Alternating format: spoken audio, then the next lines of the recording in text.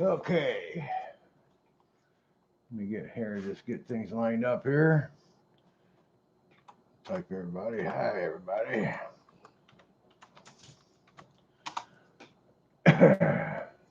We'll close out GPS.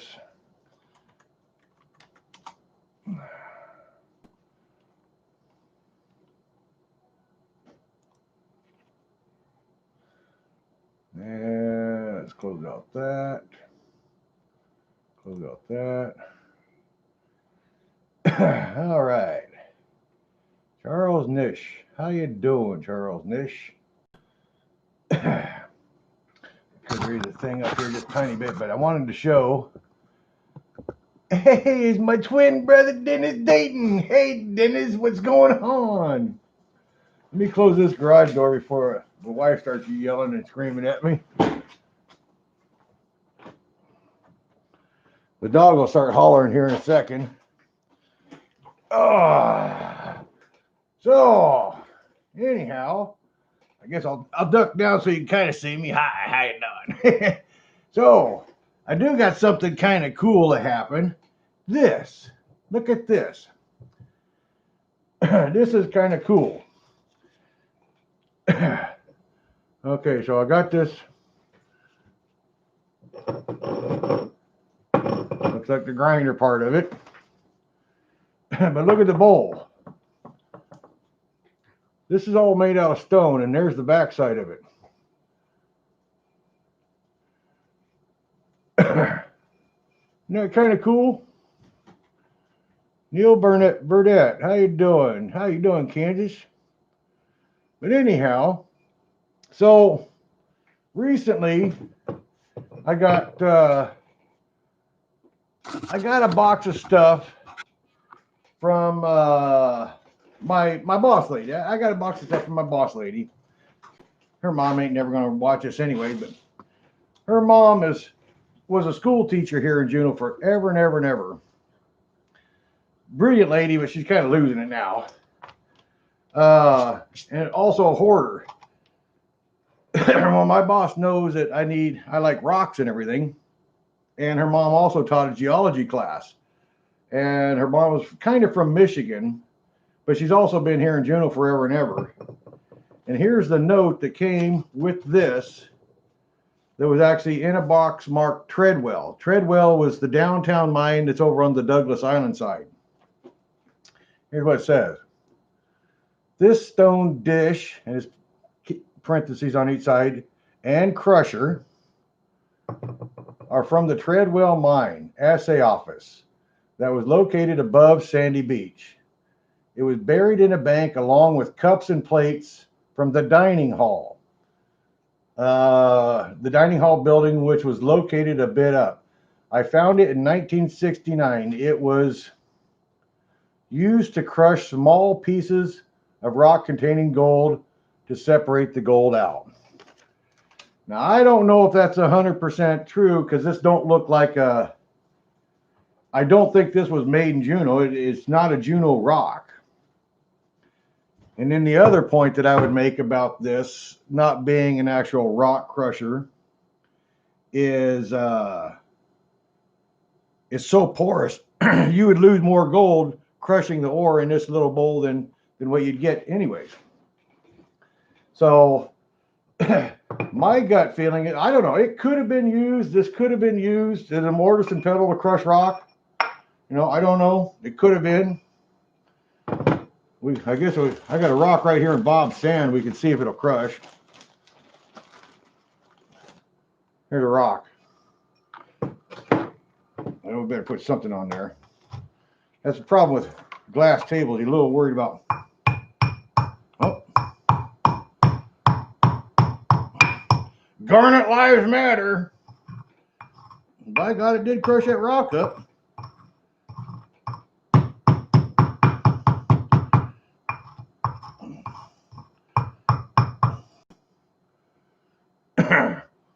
I don't think there ain't gold in it. I got it for Bob. There probably ain't no gold in it. Oh, BMXers here, M&M's here. But it is a very cute bowl. Very darn cute bowl. I don't know if it was actually imported back in the heydays, and maybe a miner brought it in. I don't know. I'm gonna have to move it. My mouse does not like sitting on glass. Hey, I wanted to show off my new little old bowl. Oh, Wheeler's here now too. Crush up all his garnets.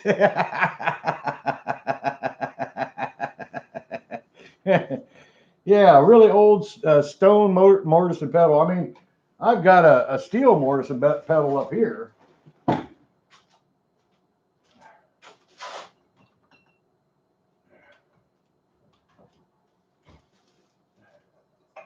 And also there was two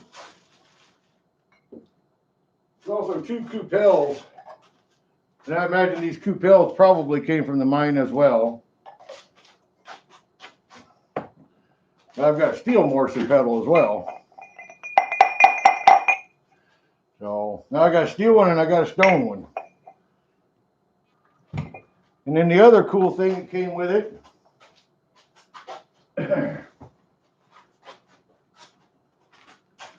I got a rock display box. There really wasn't very many cool rocks in it, but there is any of you guys from Michigan? Up north Michigan? There's like 6 of these rocks that got little paintings on them. Mooses, bears, elk, deer, and fishes. But there was also 2 arrowheads. 2 arrowheads. That one's kind of a pretty one. And a few fossils. That looks like fossilized brain coral. There's a seashell. And then there's 2 bags, never been opened bags, of geodes from Mexico. It says break your own geodes.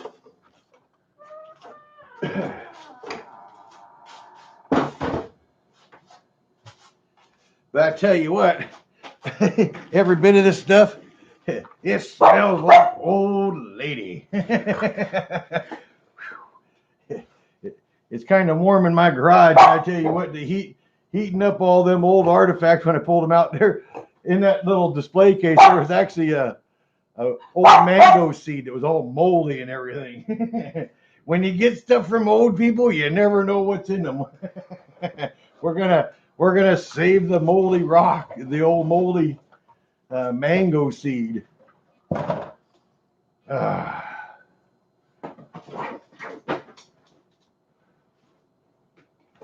I can put my X-ray back. Evergreen Prospector. We were just talking about the Oregon area down there on Gold Prospector Space. Van found a link, I don't know. I didn't save the link, but Van found a mine claim site that you can join, and there's 8 claims that you can go pan on. Look kind of cool.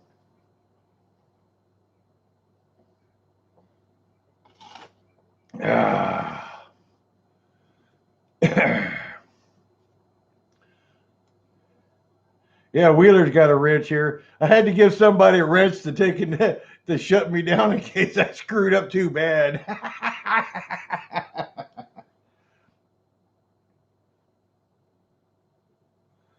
All right, Bob. I don't need a spinny break yet, but actually I need another beer real soon.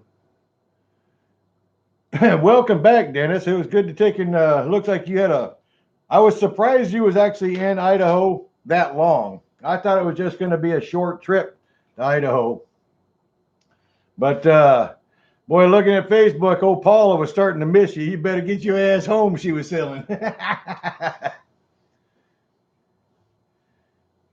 Okay, the Evergreen Prospector, you got in your club, you got 2.8 miles of creek. Yeah, that's pretty good. That's a lot of dirt.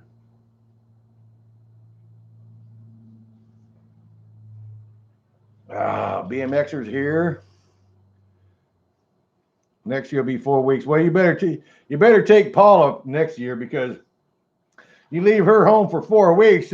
You know, she's going to take and be saying, "Hey, well, Dennis, I don't know. We might have to find a strangers." We were also talking about the mailman. She might be winking at the mailman after 2 weeks. Oh yeah, yeah. By the way, I got actually normally it's a $26 for a haircut up here, and I've been going to the same barber now for 39 years.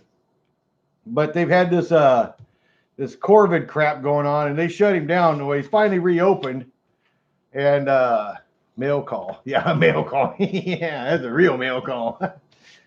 So I went in and I paid him $40 to get the. Ooh, look at that.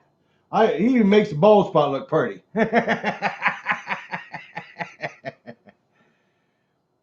My head to my beach tomorrow. What I did? No, actually, I'm probably gonna.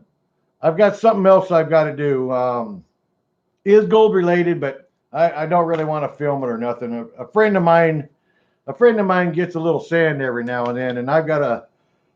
It takes me quite a while to box up large flat rate boxes of the Juno sand and send it out. You know, because I got to cut one box, fold it in smaller, put it inside of another box, and then layer 2 bags. Put the sand in there, wrap that one up good, and then tape up the other bag, and then tape the whole box together. And it has to be perfectly connected together, otherwise the post office won't take it. But the damn box will weigh 48 pounds.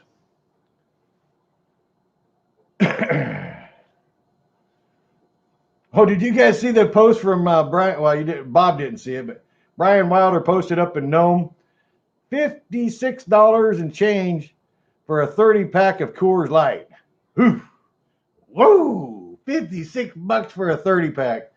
Boy, I tell you what, the beers, you better not be drinking them that fast at $56. All right. When are you going to Acclaim there, BMXer?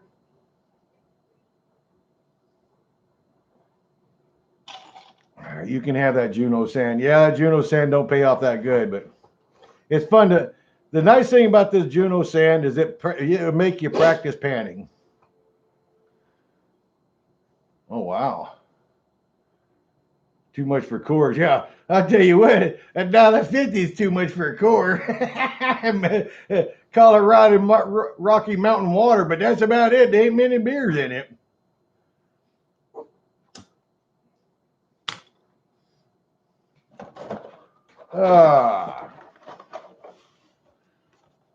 Yeah, Colorado Mountain spring water. And that's about all it is spring water. Oh, anyhow, if I can't use my dredge, I'll shovel that stuff manually. Oh, hell yeah. Hell yeah. We'll get to put some dirt through something that'll process it. I went down to the beach today. You know, it's kind of funny. Almost all these guys wouldn't take and be down there on that beach if I hadn't posted videos about it. And I've showed them how Gold Hog mats will work on that sand and how to do it and everything. And they all watch the videos. I know they watch the videos because I went down there this morning. Yeah, it was this morning. No, yeah, it was this morning. And I seen a new dredge I've never seen before. And that great big dredge blasted a big old hole last night. And I walked up and I was looking at their sluice boxes and what they got in them. The big sluice box does have some hog mats. And the other sluice box, the new one that just showed up, has some sluice hog mats. And I know Double Dragon's got hog mats. But every one of them, with the exception of Double Dragon, also has carpet and riffles. Or carpet and miner's moss and riffles. Or carpet, miner's moss, riffles, and punch plate. it just doesn't never process the sand as good. I don't know. They'll pay attention to where Ray's going, but they won't pay attention to what Ray's doing. It don't make no sense to me. Home of the little ponies. Hey. If I had to drink Coors, I'd quit drinking. Who scalped you, Ray? That's my his name's Joe. Thanks, Joe. He never watches my videos either. I'm flying out next weekend on a one-way ticket. I'll be there until I get bored. Wheelie, you're going to be here for a long time.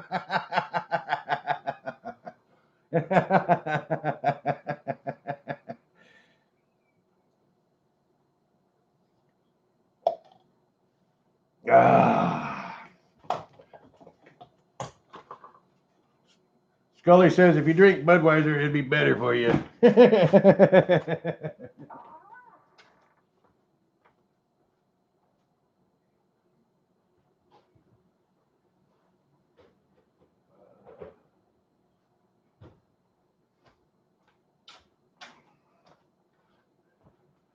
So let's pan some gold or something.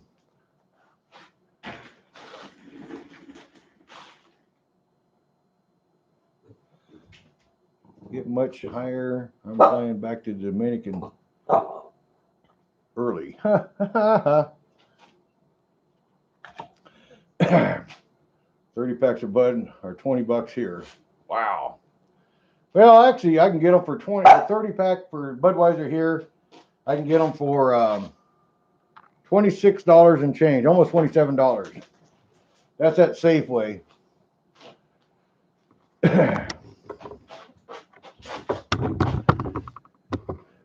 So I only got just a little bit more. I was bored the other day, and I've had this bucket of what this is ultra classified beach sand. It's actually classified down to 20 mesh, and there ain't that much left, so I want to go ahead and finish panning this out real quick. I've already got like 2 handfuls in there right now. I'm going to do a little bit more. Probably going to have to move the camera, otherwise you guys ain't going to see what I'm doing. Yeah, isn't that something? I almost cleaned off Ray's bench. Got a lot of gold pads on it.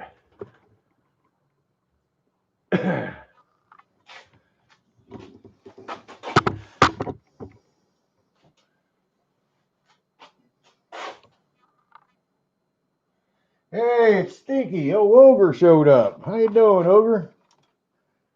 But just you shush. Okay. The pan and bucket water is starting to get a little foul, but I don't care.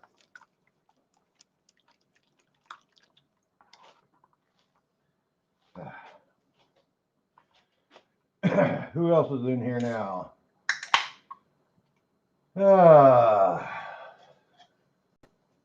GS Prospector. Hey, where the heck's a GS Prospector from? Oh no, you got a busted tooth? Ah, oh, son of a bitch. Ouch. Ouch. Oh, speaking of, there was couple more cool things that showed up. I haven't actually gone through this entire box yet, but here's a whole box of rocks from the old 80s collection here.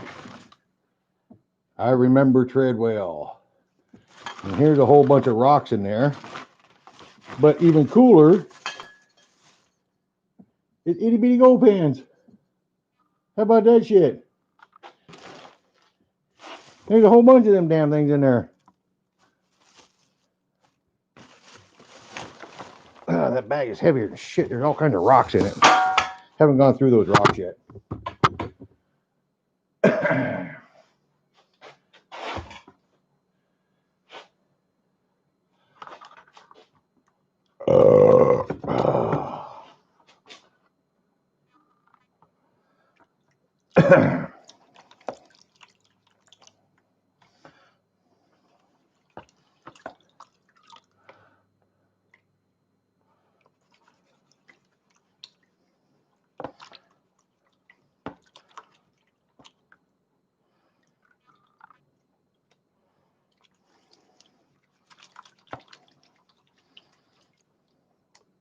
Yeah, there's not much gold in this sand, but there has been some. I've been trying to pan it all out in just the one pan without snuffering it up or anything.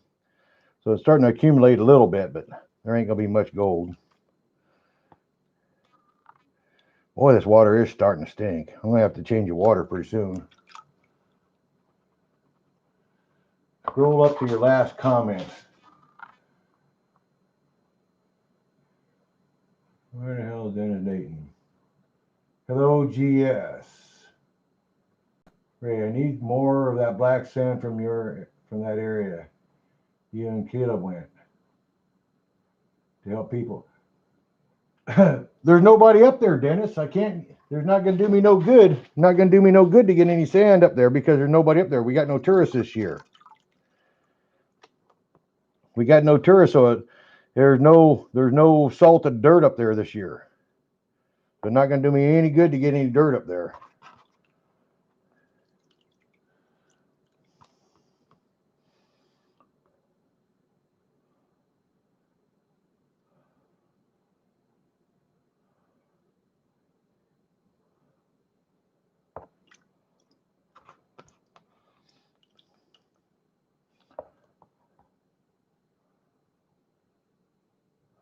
I know you guys will never be able to see it, but there's a tiny bit of gold.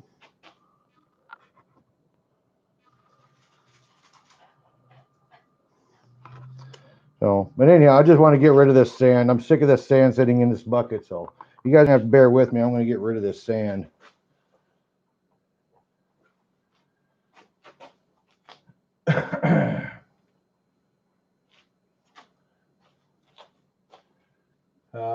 Where is the Treadwell mine tailings?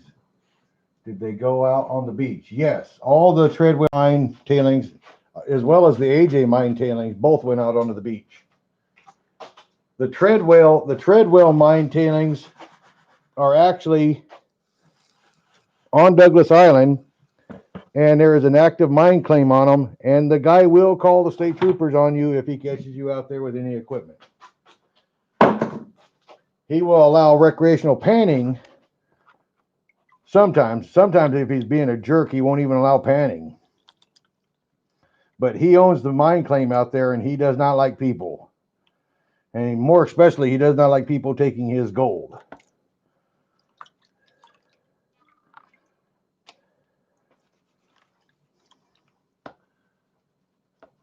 Best Saturday night gig in the USGS. CS Double X rated. Yeah,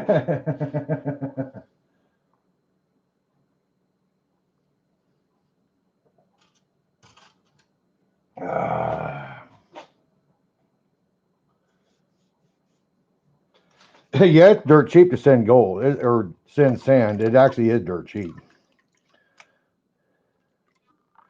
It is dirt cheap.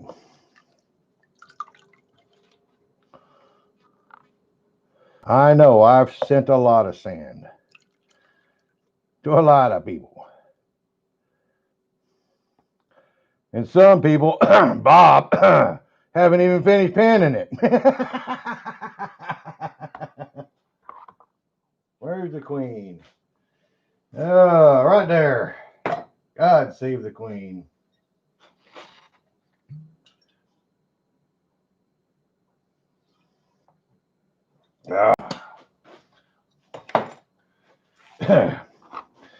At least when the queen talks, she makes more sense than any other politician in America right now.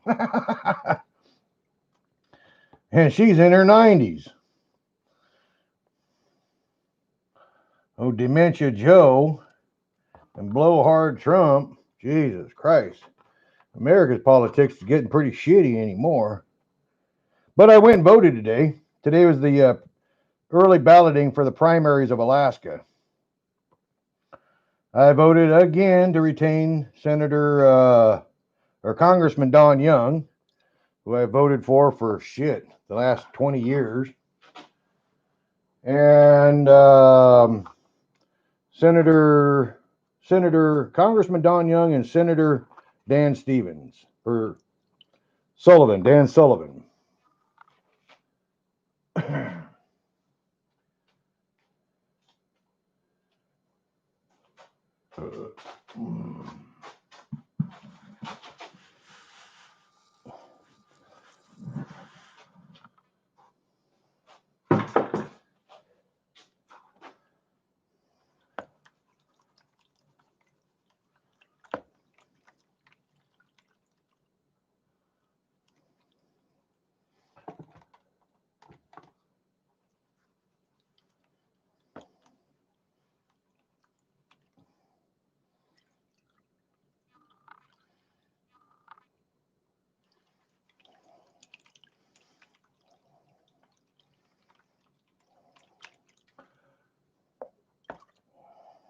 There's a lot of jet draw in this water. I've been adding it and adding it and adding it for a long time, so.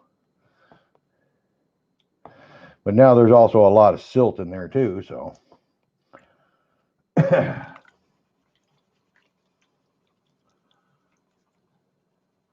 No, I ain't drinking this water. That's like that nugget brain challenge. There's some people that just do dumb shit, and Ray ain't one of them people.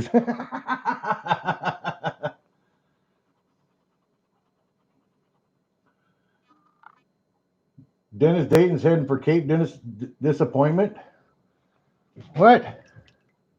Next year or this year?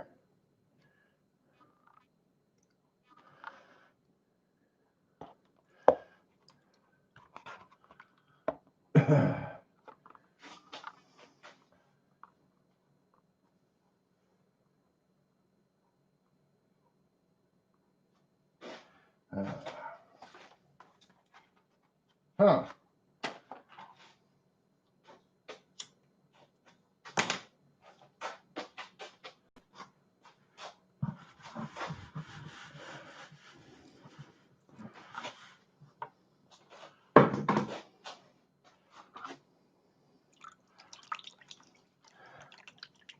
Yeah, I don't know. I heard they got some restrictions on Cape Disappointment now.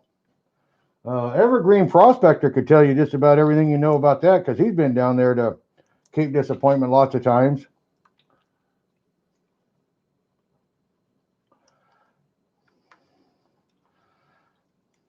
Hell, I got just about every doggone gold prospector there is on the night show. Damn. Everybody bored on a Saturday, I guess, huh? Oh, you're gonna go with Mike Pung?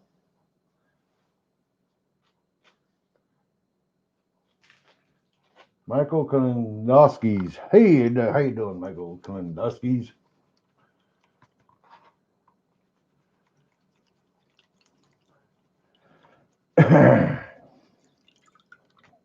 No, I don't know if Evergreen Prospector is still in there. He could tell you about that Cape Disappointment. Mike Pung has actually been he's actually been promoting that whole Lake Superior, Michigan thing.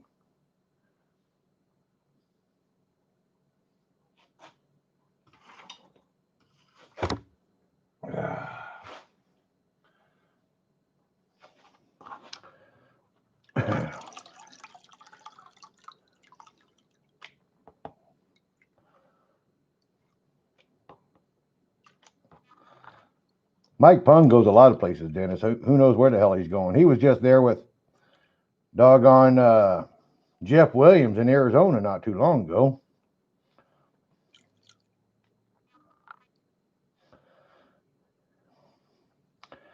I had an offer to go up in a helicopter ride. Well, actually, the guy wants me to become part of this adventure up above where the glacier is, Minho Glacier, Nugget Creek. And I know what he's wanting to do. He's wanting to go up there and try to stake a claim. But I keep trying to tell him that it doesn't make economical sense. It's not economically viable to try to go get a claim where the only way to access the damn thing is a helicopter.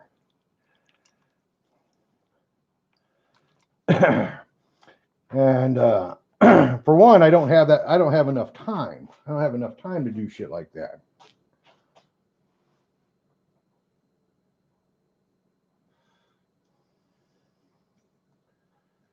Whew. Well, I'll tell you what, all of a sudden it got warm and muggy. Might have to open the garage door or something and take and cool it off in here.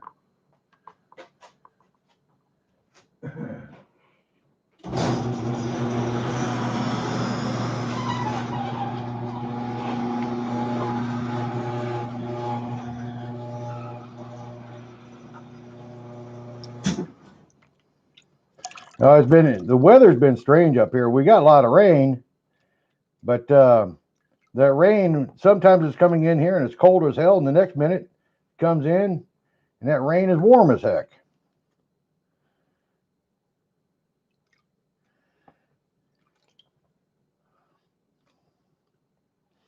I only got a few more pans of this mud to do, and then either I can change water or I can do some garnets in the mud. Yeah, see, yeah, here I am. I'm bitching because it's like 58 degrees in my garage. I'm getting too warm at 58 degrees in my garage in a t-shirt. Does that make sense or what, huh?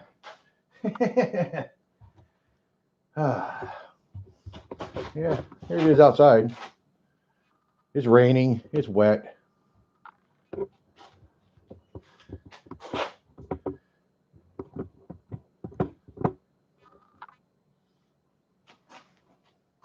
$115 degrees. Good God.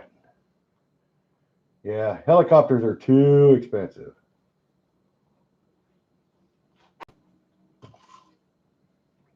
No freaking way. Ray don't play no 115 degrees. Well, this water is getting muddy. Good Lord. 100 degrees in Washington. Damn. How much I got left? Yeah, that's too much for one pan. Maybe one. This will be the last pan, I think.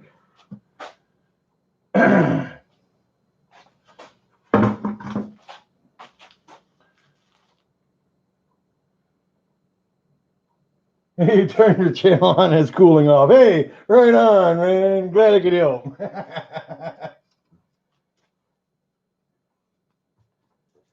Oh, I tell you what, Dennis, you ain't gonna stop. Even the power of the Dennis Dayton is not gonna stop the rain in Juneau this year. Good Lord, we have had record rainfall this whole entire year. This whole entire year. I mean, granted, we're a rainforest. It's supposed to rain, but it's living up to its name today. Busted some snacks.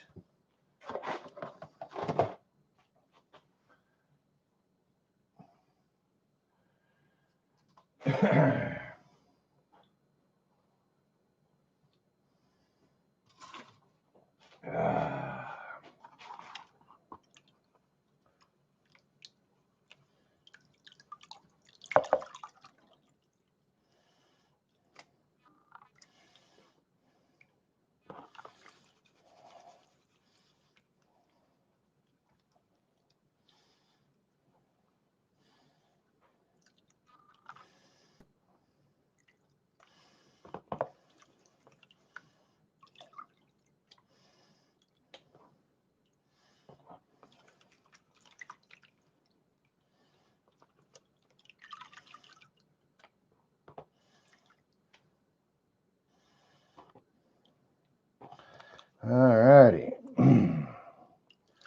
Just to knock down on one more. Yeah, we can bullshit for a minute. Have a beer. It's getting to be mighty thirsty work here. All right, let's finish this off.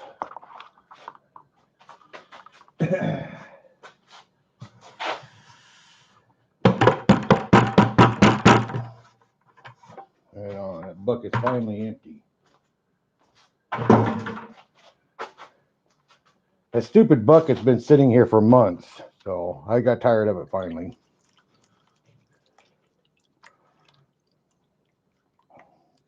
Actually, that sand's been sitting in that bucket since last fall. Last year's dirt.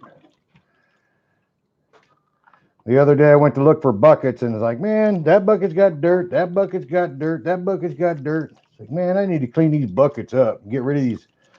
Just pan it out or throw it away or something.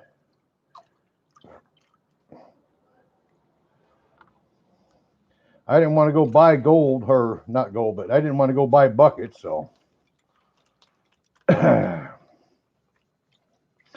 Like hell with it. I'm going to get one more bucket right here by just panning this out. So I threw a few pans through it last night.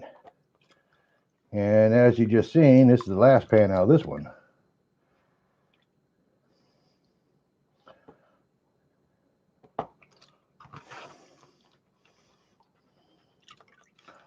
Boy, that's some murky water.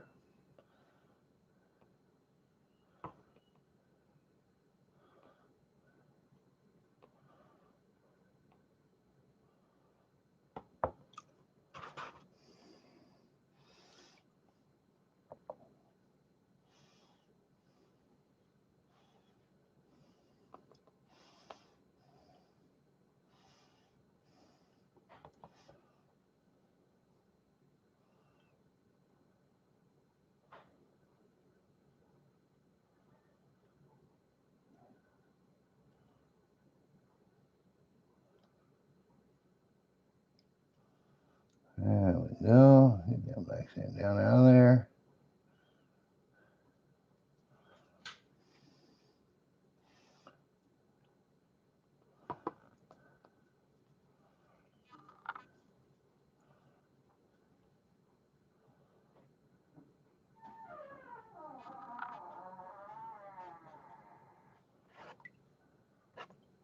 I don't know what that floaty was, but it bothered me.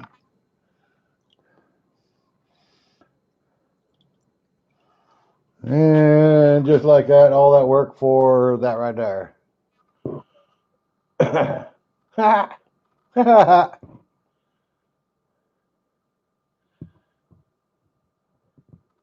Oh well, better no gold. How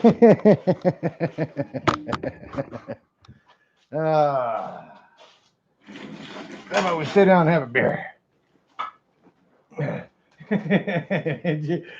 I don't know if a person can afford water in Alaska.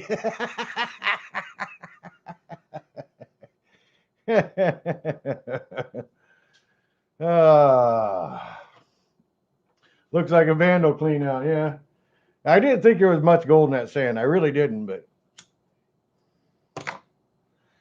like I said, it's been sitting in that bucket and sitting in that bucket and sitting in that bucket. I wanted time to clean it out.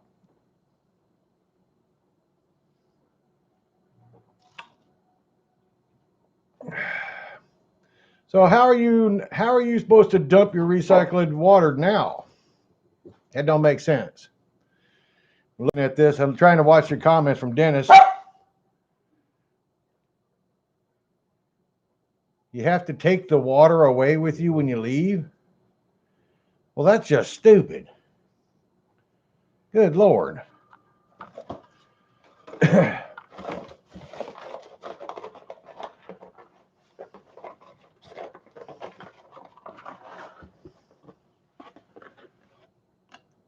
Vodka and a limeade. Oh, that's not too bad of an idea. I'm not ready for a vodka, though. Boogies.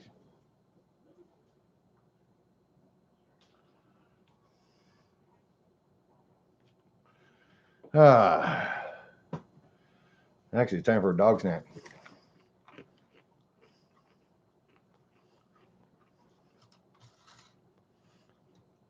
You're supposed to take the... Man, I tried to recycle water the other day out on my beach. Man, way too many leaks and way too many problems and way too many leaks and way too many problems. I went through I bet you I packed close to 300 gallons of water the other day in that recycling system up down there on the beach. Now ain't the homeboy ain't gonna do that again. No. I was just dumb. No. I was so sore the next day, my lower back, and then for some reason, this part of my arm right here in the, I guess it's just from holding the water buckets or whatever, but the tendons across my arm right here in the elbow, and then the tendons going up into that arm there, and the tendons going down in the wrist.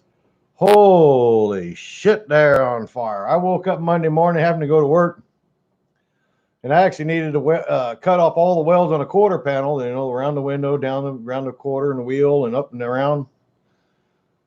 I was busy son bitch on Monday, but man, I was sore. I was cussing myself out.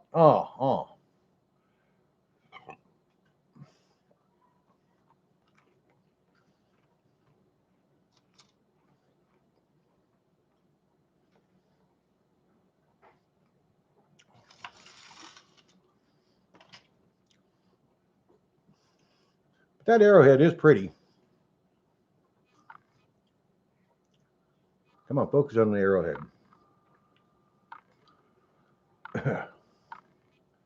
Come on. Come on.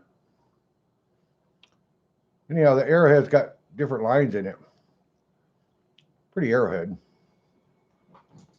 Oh, I stab you. Shark Week.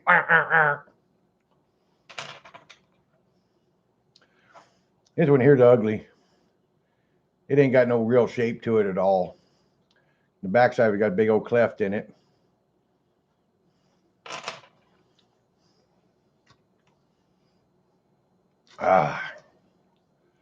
That garage air feels good.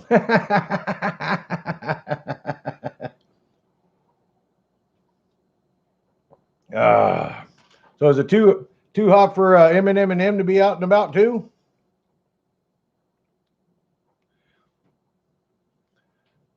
Shark Week. Hey man, I can put these in my mouth. Shark. Yeah, I'm having man flashes. Look, I'm starting to get glistening on my forehead. Oh, that's just because you're bald. At Walrus Week. Yeah. Yeah, but this is a white boy walrus. This is a white boy walrus with a bad tooth. Doc, I need it pulled.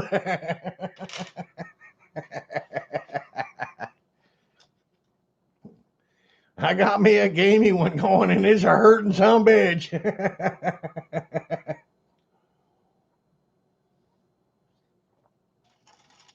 Eminem, I was asking if it's just too hot in Utah to go back up in your area.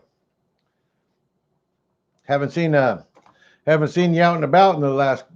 But it's been 3 weeks ago or 4 weeks ago. You made that video with you and your buddy, your family went up that creek.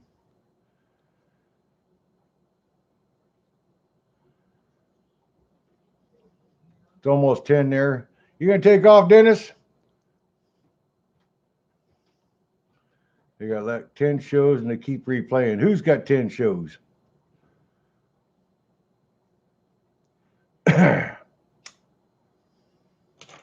I've got a chunk of ivory that someday I want carved. I got a really nice chunk of ivory. I could go get it and show it to you.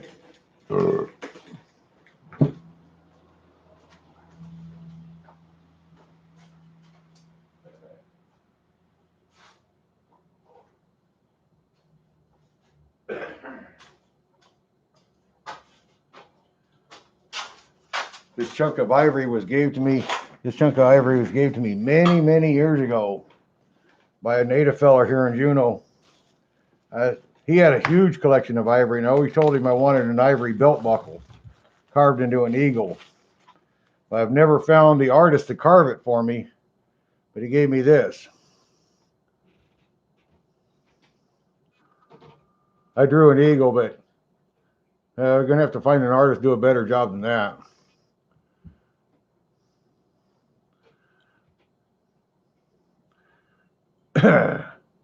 That's a big chunk of walrus tusk that's been slabbed out.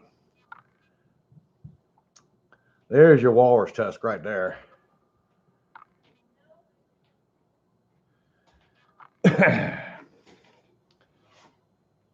But someday, I'd love to see this turned into a belt buckle. Someday. I gotta find a carver that I can trust. And so far I don't trust nobody.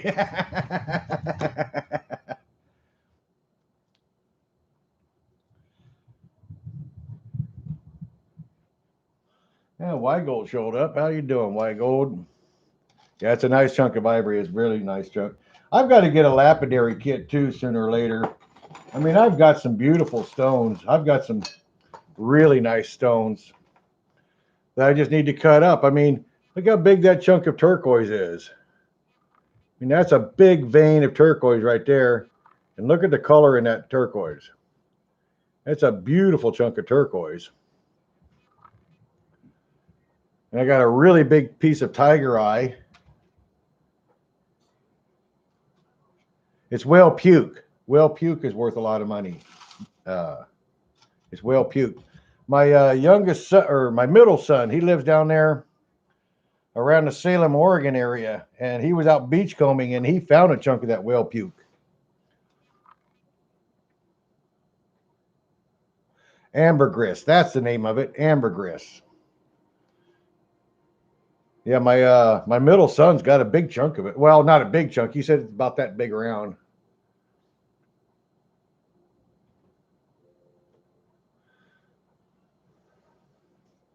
Ambergris. Could you imagine, why would somebody want to buy whale puke?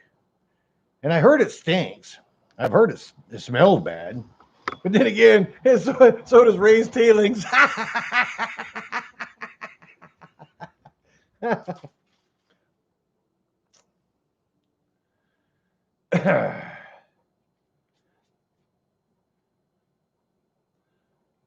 I don't know. I think it only really comes from the humpback whales, Bob. I'm not sure. I don't know how many humpback whales are in the Atlantic Ocean. Mainly all the humpback whales are here along the beach. You know, they come up here to feed in Alaska, and then they go to Hawaii to breed. Can't blame them there. I want to get laid in Hawaii too.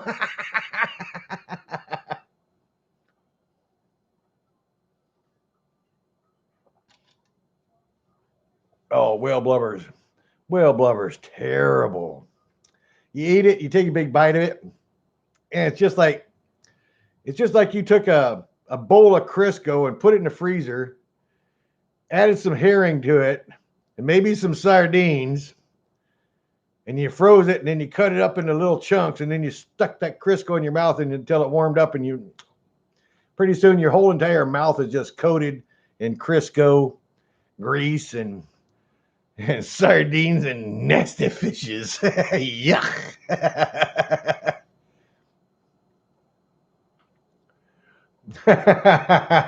Dennis Dayton, you're so full of shit. I think I'm full of shit. Dennis Dayton's even more full of shit, guys. That's why he's got a bigger belly than me, because he can't contain all the shit in him.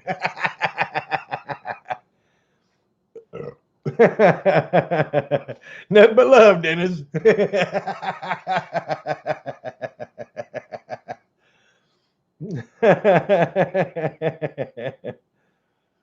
um, but anyhow, yeah, I did want to show off my cool new artifact. I have no idea how old this is. I bet it really took, and I don't even know what kind of rock it is. Not even sure what kind of rock it is. It's smelly rock, I can tell you that. It's been sitting in an old lady's storage cupboard for a long time, and it smelled like old person. Phew. I don't want to lick that one. No. No.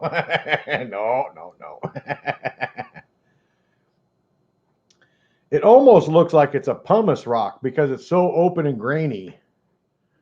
It almost looks like it's a pumice rock. But why in the world would they make a pedestal out of out of a grainy rock. Smell like sour. It depends on which end you're smelling.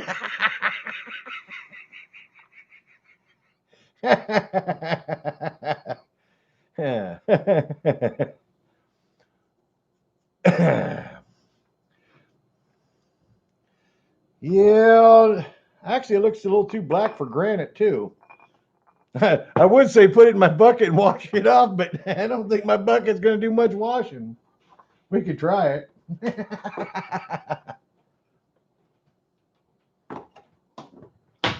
Oops.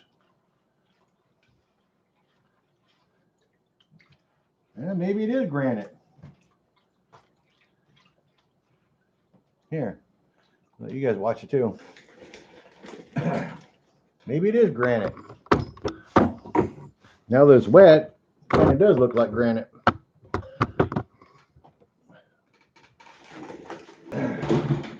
I've never seen granite this porous, though. I mean, it's got a whole lot of holes in it.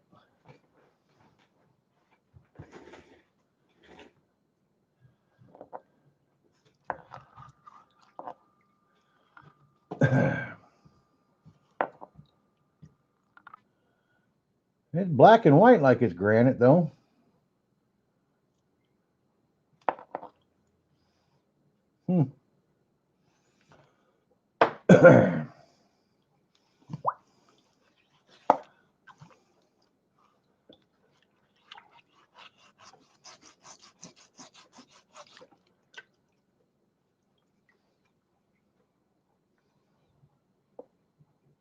You can see, like, must be hand chiseled marks or something. It kind of looks like hand chiseled marks or grinder marks.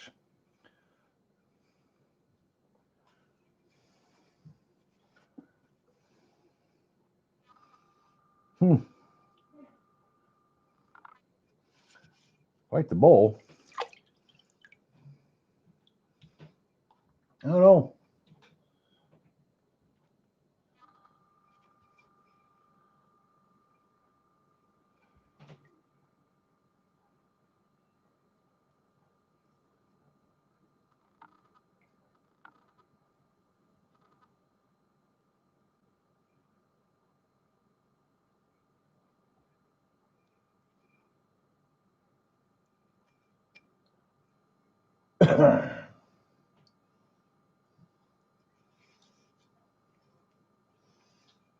Beat the hell out of me.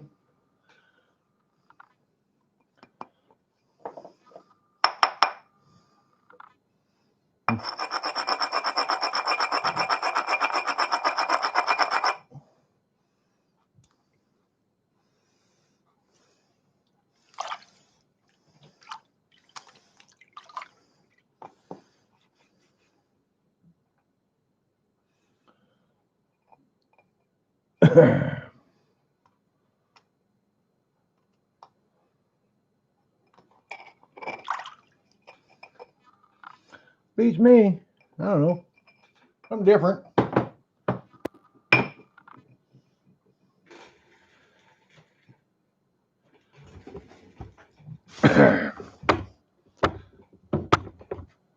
Well, if it's a gold bowl from Hispanic origin, I wonder how the hell it got into Douglas, Alaska.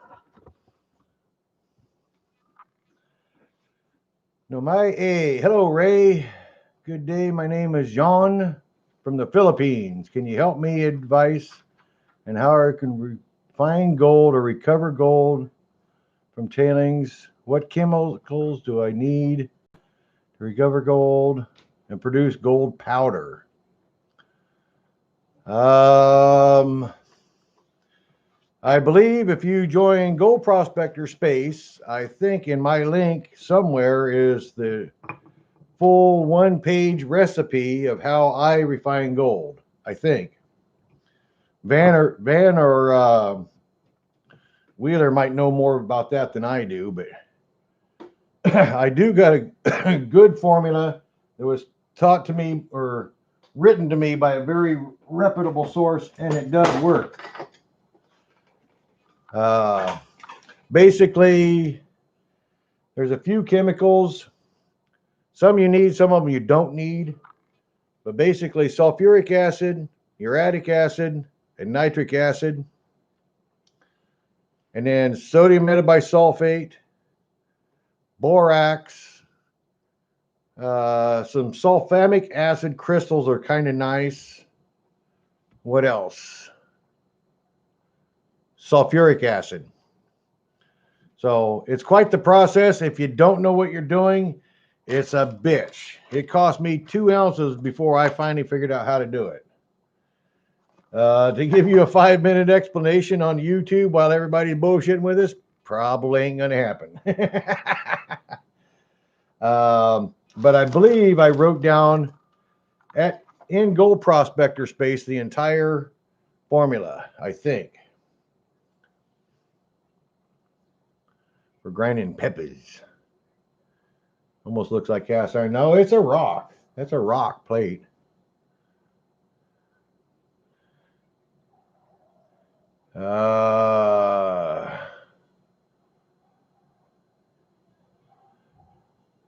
Looking for a long-term product. I'll never remember it right here on live chat. If you really want to take and get a hold of me, join Gold Prospector Space. I'm always on Gold Prospector Space. There's not enough time here when I'm doing a YouTube live to take and do all that chatting and everything and write down everything. So you can get a hold of me through Gold Prospector Space or Facebook. Otherwise, all we do here on YouTube is just bullshit, drink beer, and possibly sip some whiskey.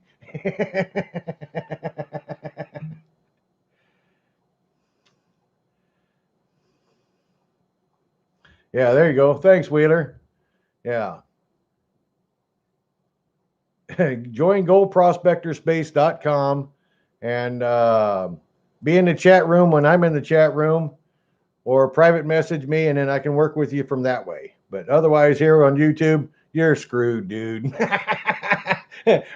Ray's drinking and thinking, and his thinking ain't so good when he's drinking.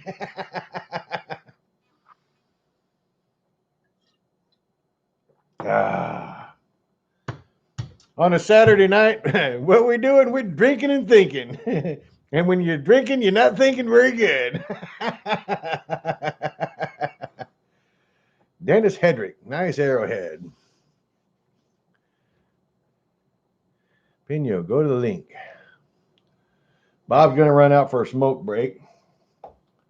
I'm not ready for a break yet. I actually need another beer, but HD Shovelhead. You changed your logo, HD Shovelhead. Actually, I need a paper towel. I made a mess. I hate it when I make a mess. And of course, I ain't got it. Oh, I do got a snot rag in my pocket. Oh, boogers, boogers, body man boogers.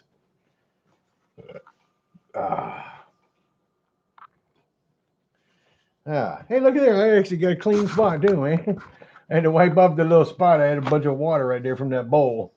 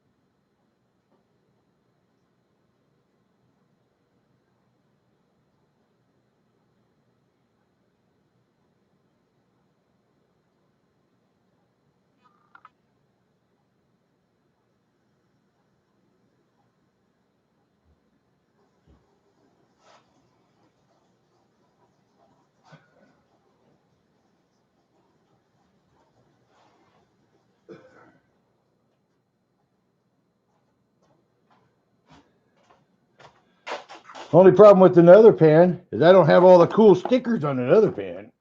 Ooh.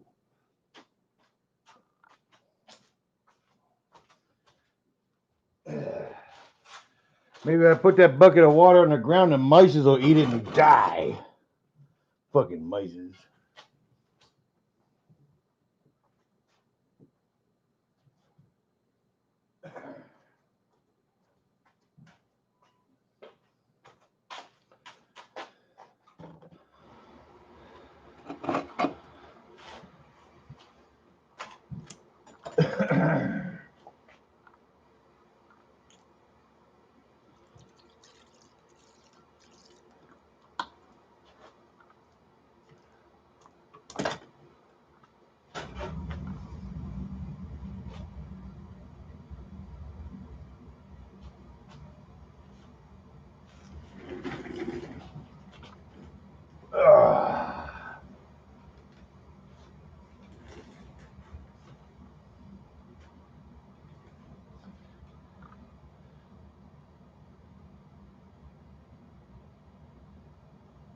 What, is there $1 under that? Only $1.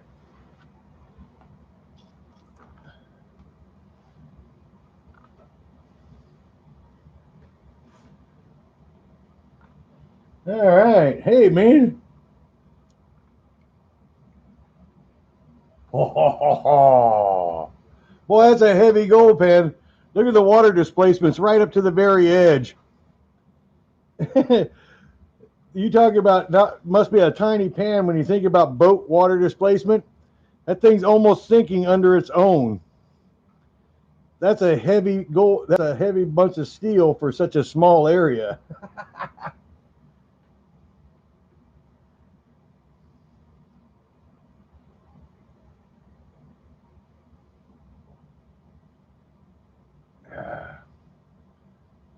Yep, it's a different water bucket. I don't got no cool stickers on this one.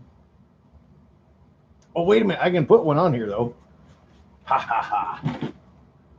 I found a sticker the other day. Here we got. Look at that.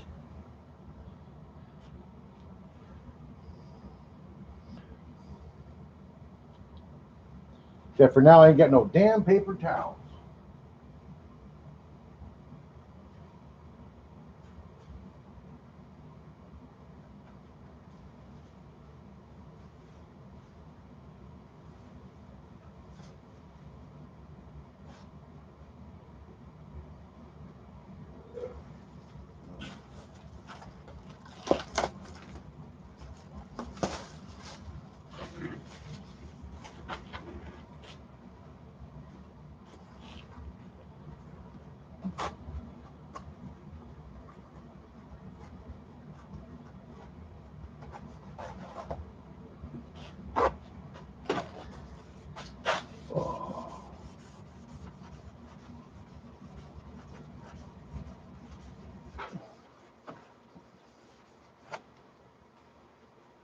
Well, we better film this. Look at this.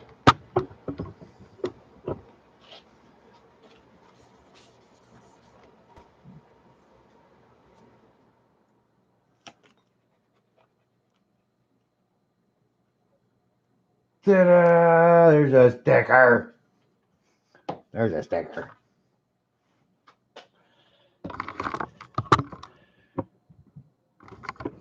My name's Ray Russo, and I pan for gold.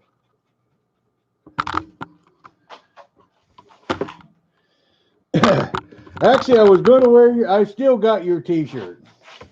I was going to put it on, but I've got some big stains on it.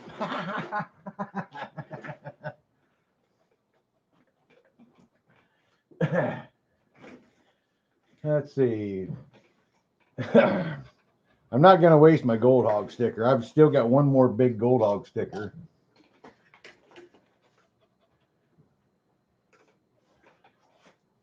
Yeah, I do need a wet lapidary wheels. That'd be nice.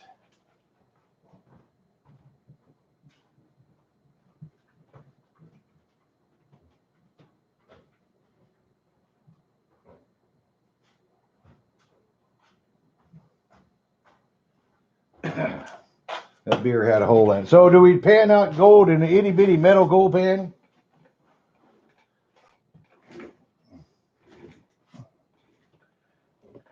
I'm Ed and I can't afford high pan for gold. Ain't that the truth? I tell you, MDV's gold is a fun to play with, but damn, it's expensive. Okay, is it going to sink if I put this in there? It might.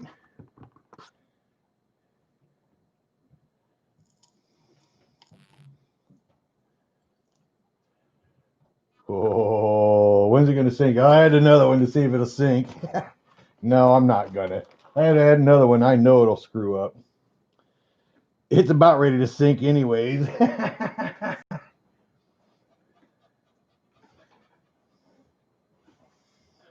Yeah, garnets are real heavy. She almost sank it, Bob.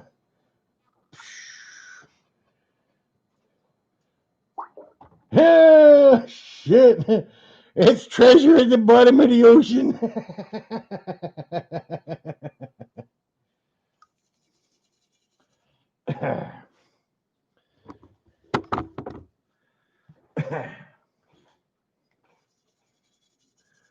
Boy, this ought to be challenging. I've never used one of these itty bitty tiny pans. Pick out some of these big rocks.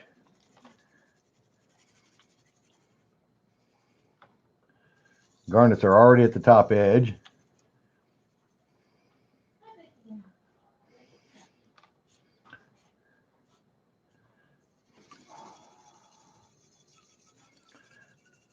Hey, baby doll. How you doing, gorgeous?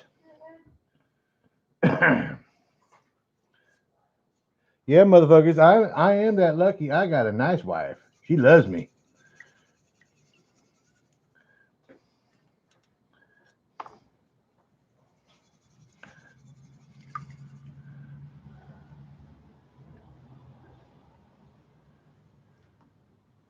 I'm seeing how good I can concentrate down just garnets. In an itty bitty steel pan. Boy, this pan is heavy. Holy shit, this thing got to weigh as much as my big blue pan.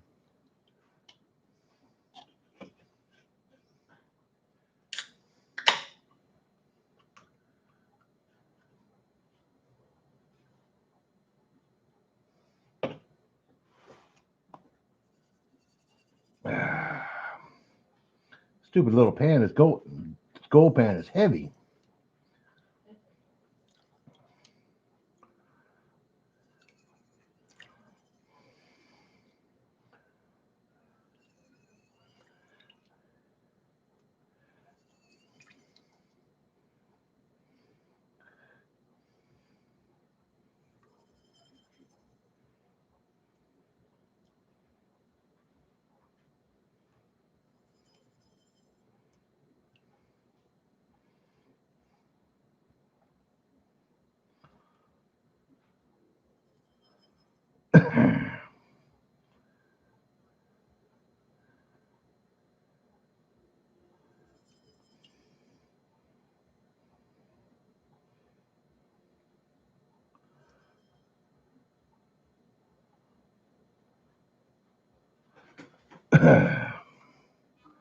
Well, it's hard to see in this little tiny steel pan, too. I got my black sand right up there.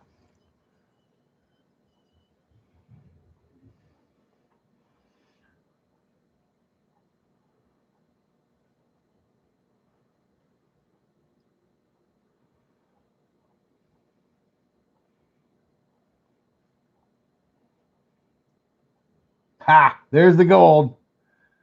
I was a little worried I was going to have no gold in that spoonful.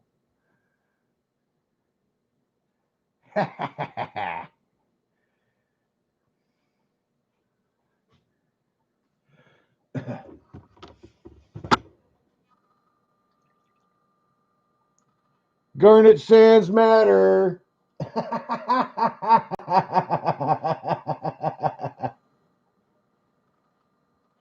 There.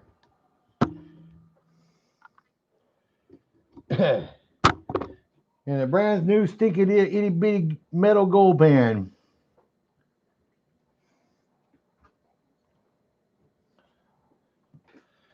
Actually, I got to get the other gold pen and add that gold to that other gold pen.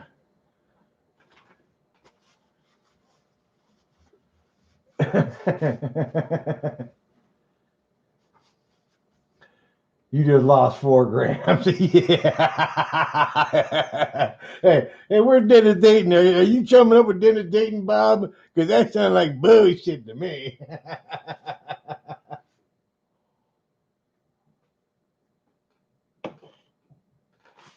Ah.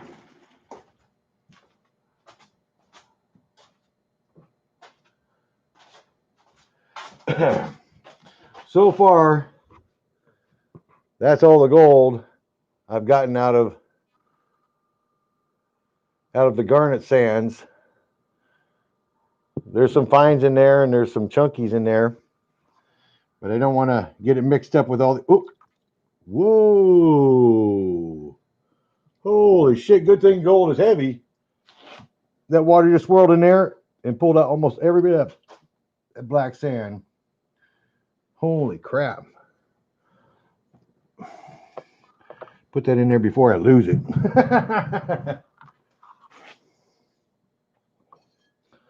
Yeah. Has it got a maiden anywhere?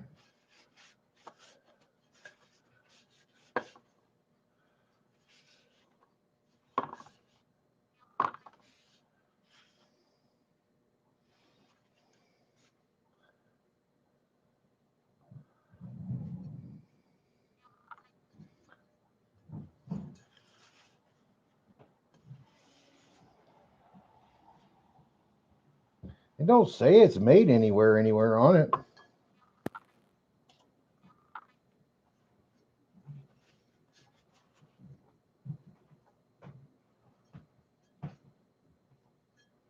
Huh.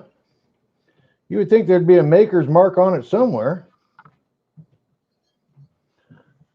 It's so damn cheap, it don't even want to take and tell you who it's made by.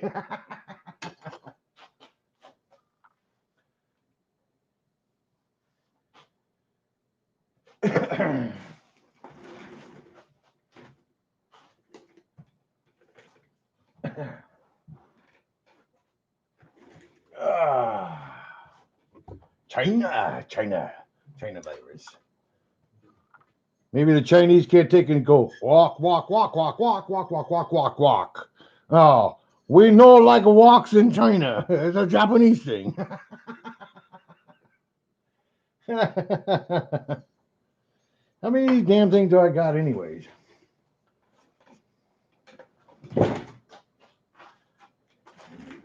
We got to look and see what's in that bag anyhow.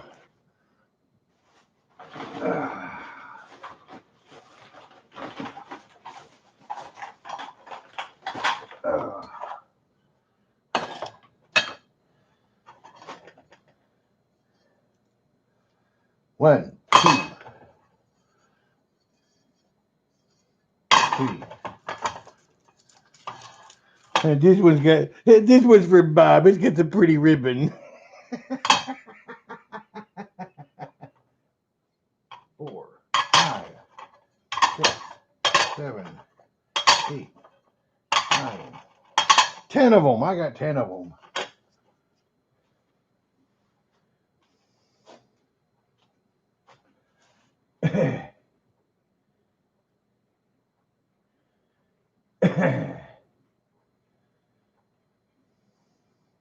Where did I get these from? I got these out of from my boss lady. Her mother had a whole collection, a whole bunch of. That's where that big bowl came from.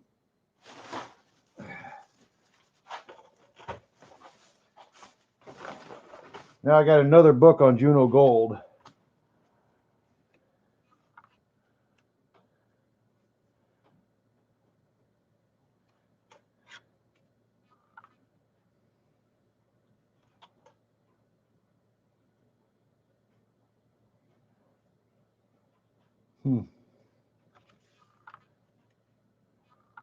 It was a $6.95 book. back in the day.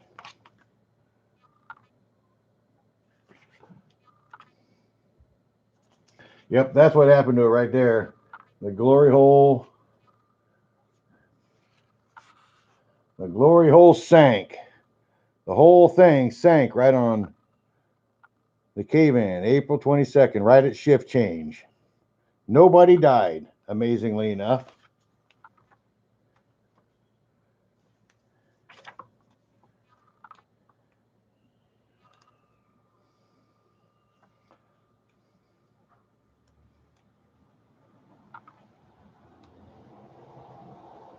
Yeah, look how big the pits were. They dug it right down.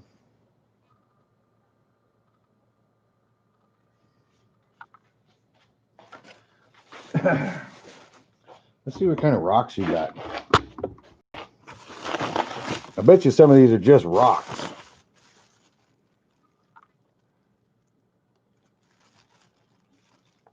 I don't see nothing fancy about that other than it's about ready to break in half, which I bet you if I hit it with that anvil, I bet you it will break in half.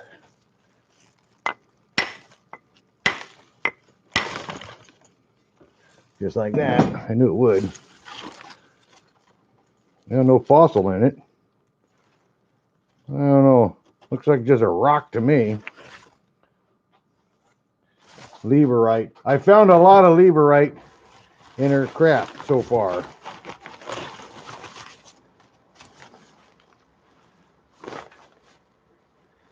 You know, a whole bunch of mica. Whole bunch of mica in that one.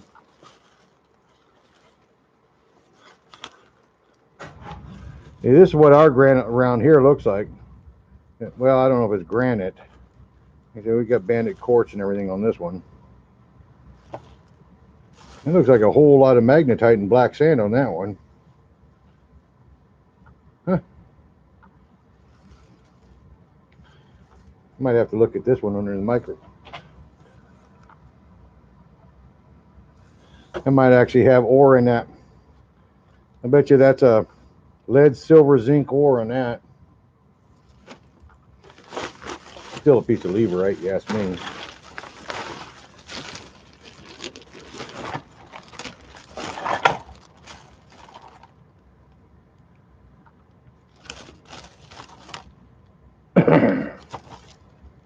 Oh, more fossils.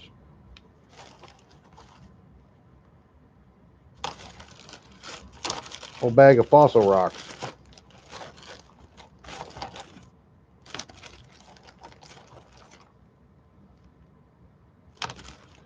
Looks like most of this is leverite.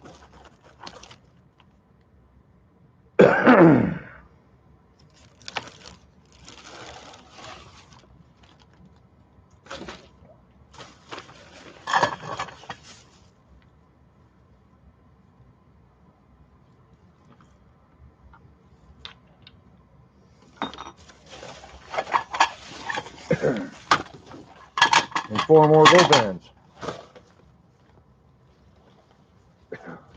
Ooh, stink.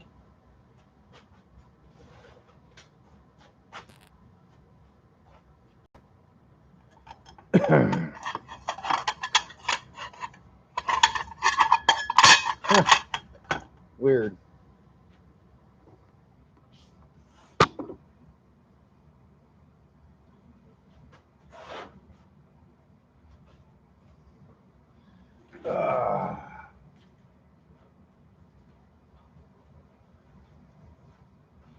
Yeah, the Queen don't like me no more, and I haven't paid her fucking ransom money to get my ticket to go back to Canada. I used to love to go to Whitehorse, Canada, and fly my model airplanes. I have pissed in the Yukon River in Whitehorse. Well, in Canada.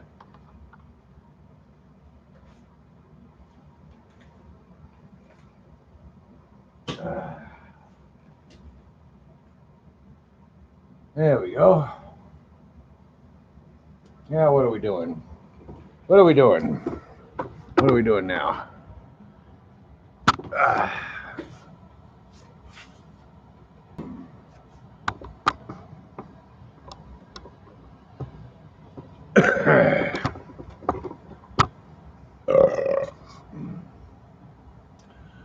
So I kind of did a challenge the other day that I wanted to see what Bob's favorite YouTube video was and what was Van's favorite video and what was Wheeler's favorite video.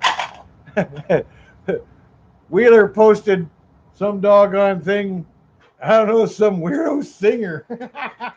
It kind of threw me off.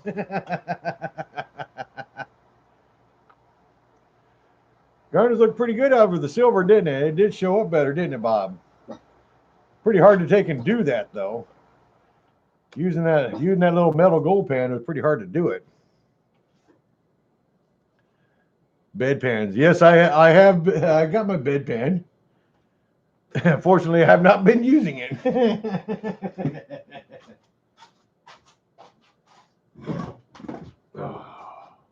Oh yeah. When Ray's out here drinking too many beers, panning too much dirt, and I get excited, I might have to go piss myself. And yes, you can pan gold in that motherfucker too. If all hell will, oh, flummy. Speaking of Lou, I have been cleaning my desk, and I found her little box again. And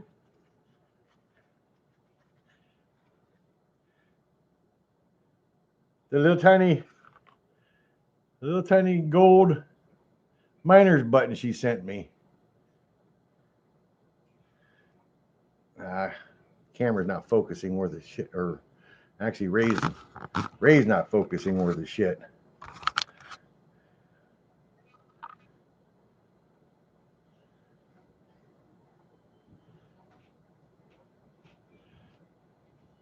But that's a present.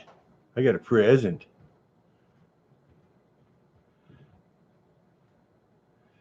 Ooh. I gotta put it back. That's a special one from Lou.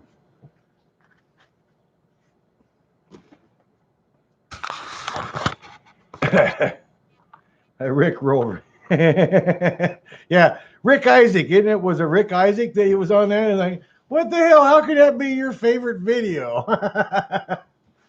Hey, Dana, what's going on, man? We're talking about general crap that Ray scored. Look at there. I grabbed a whole bunch of darn itty bitty metal gold pans.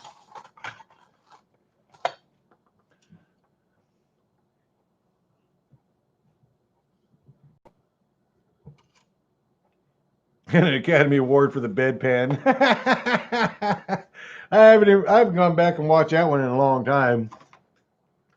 I did pan some gold in the bedpan though. I was drinking a wee bit.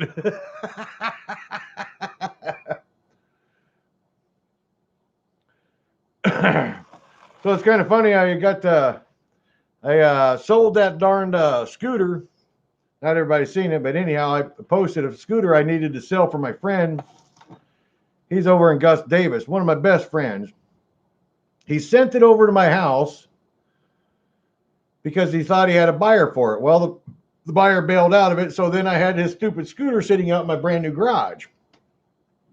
And I don't want to be the storage unit for everybody's crap in my brand new garage when I haven't even made no money out of it yet.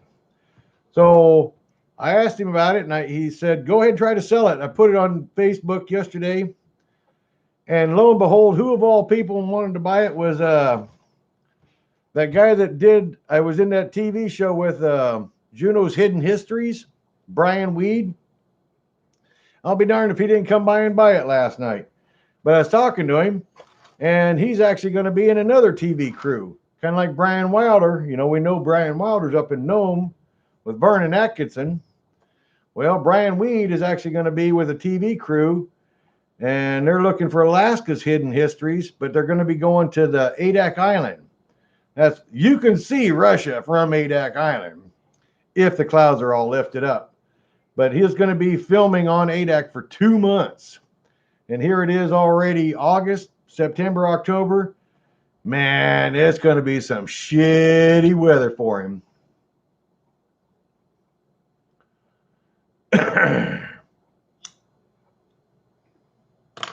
So I thought that was kind of cool.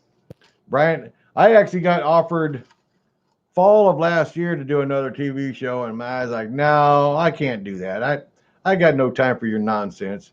And most of them TV crews, they're a pain in the ass nonsense people. They want to come to Juneau and want me to be on the film, I'll do it. But me to go out of town, nah, blow me, assholes. I don't want to be on your TV show that bad.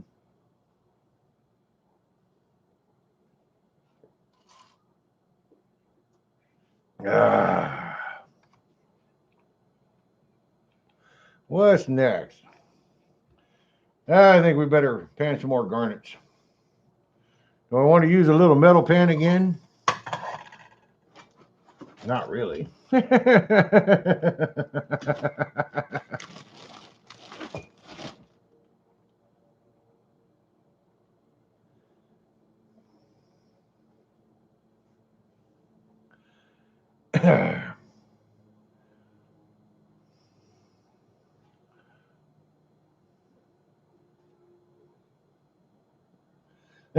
But Bob wants one.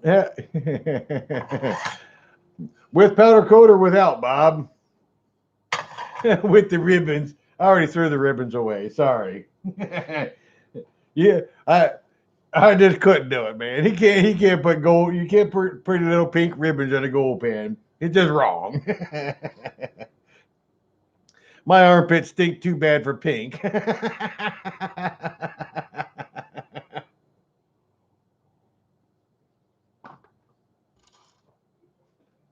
Yeah, what I do with that damn gold pan that had.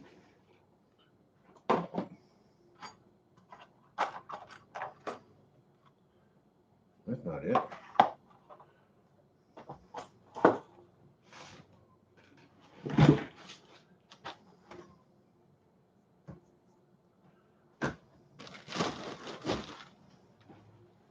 Oh, it's right there. Duh. Duh.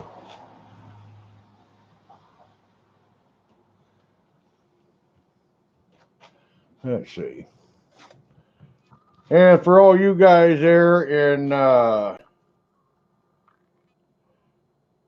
think it's GoPro Unlimited. If you're in Utah in that neighborhood, check him out. He'll hook you up, man. I bet you he won't sell you a gold pan that full of gold, though.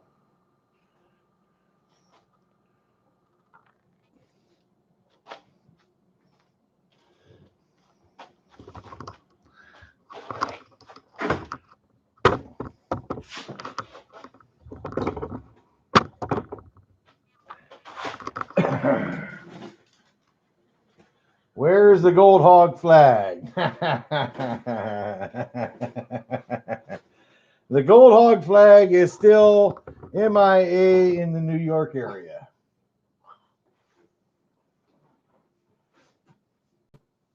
That's where the gold hog flag is.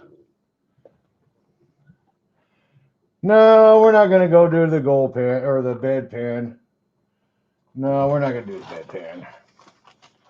We still got a little bit of garnet sands matter. We're gonna have to get a spoonful of garnet sands.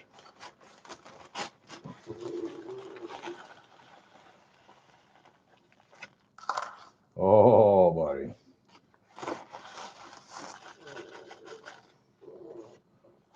Oh, two scoops. It's medicine time.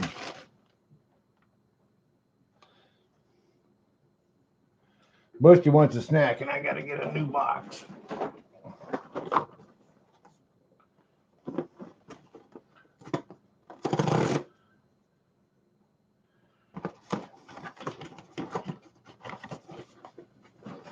Oh.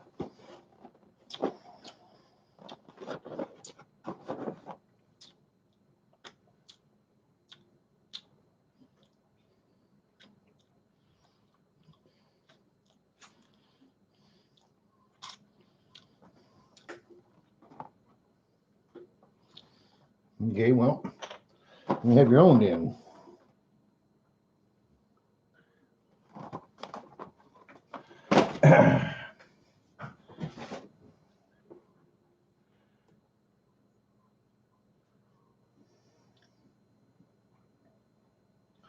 All right. Do do do do do do do do.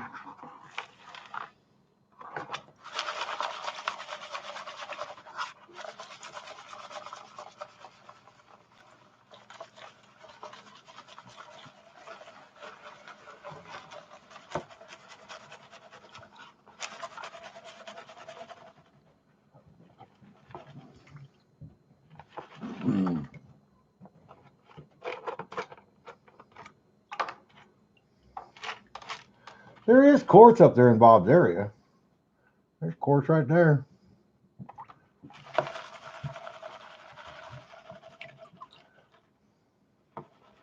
So Bob, is that is all these? Do you think that garnet or the gold that you're getting there in that river is that glacier runoff gold like it is there in Indiana, or is it actually from a lode source?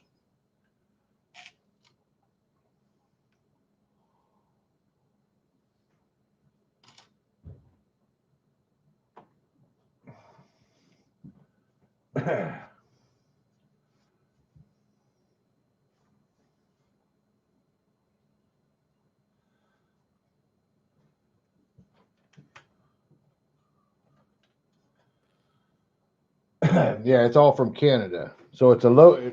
It might be a lode source gold. Oh, Canada.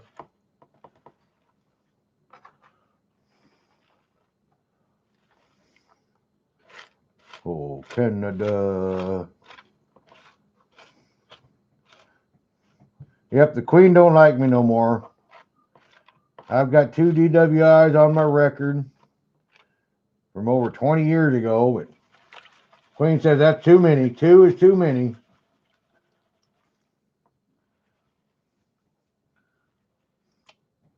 I got to pay for forgiveness, and I don't feel like paying.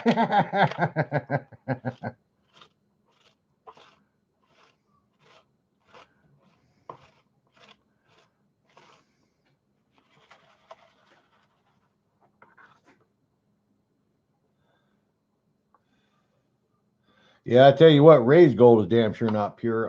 No way, no way, no how.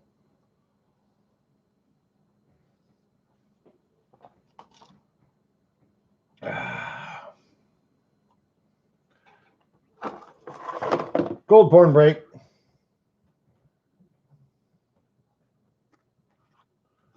Dun, dun, dun, dun, dun, dun.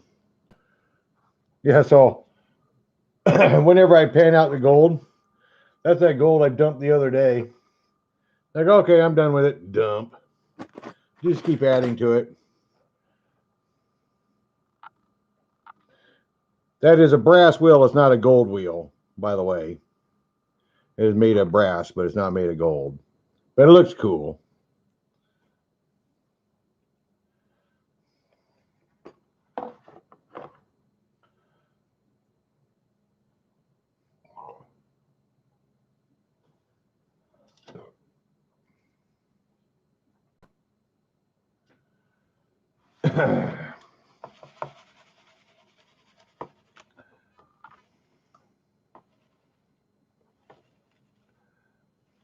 I was surprised that on Bob's last gold video when he went dredging, or actually he just went out scouting, that when you went over to the main channel of the river, the gold wasn't as good as where you're at. So I'm kind of wondering now, is where it's dried out now, was that once upon a time the main channel?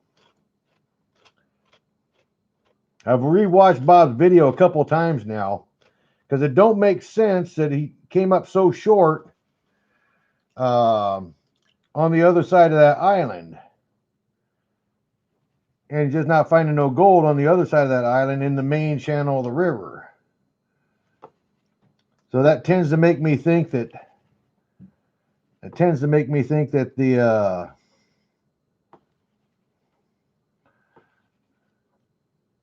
the river might have been on the dry side where Bob has been dredging the last couple of years on his good spot, that might have been the main channel many, many eons ago, but now the river's changed over to the other side.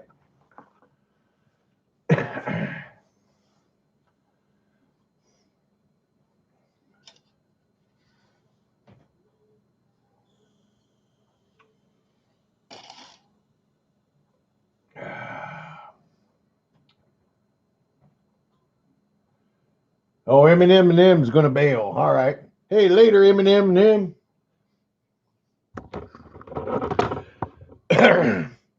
Remember, guys, if all else fails, tomorrow is Gold Prospector Space Radio with Dennis Dayton and Tim Grimes and Rich Cooley. The Biffles, they're off playing patty winks with each other in the Keys of Florida. So we'll probably have no nonsense Tony Swiftwater from Arizona. Or there might be a lot of nonsense. But I think we're also going to have a special guest. Kevin Hoagland, I think, is going to be on the show tomorrow. I think Kevin Hoagland is going to be on the show tomorrow. I'm not sure about that, though. So that is 3:30 Alaska time. 4:30, 5:30, 4:30, 5:30, 6:30, 7:30 Eastern time. And Kevin Hoagland is going to be on the show tomorrow. So, well, bullshit with another one of them Arizona dry rats. There'll be Arizona dry metal detecting show tomorrow on Gold Prospector Space. Jerry Stott. Who the heck is Jerry Stott? Welcome, Jerry. How you doing?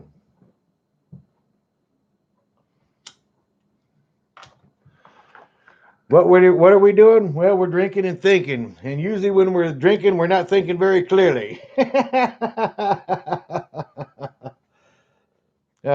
been talking about a really cool old stone bowl I got and pedestal right there.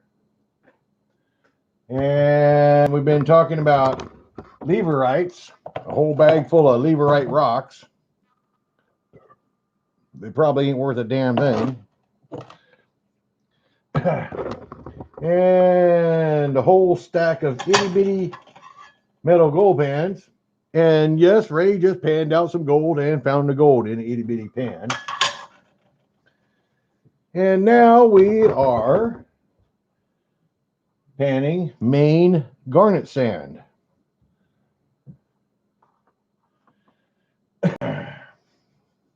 That's the Latour.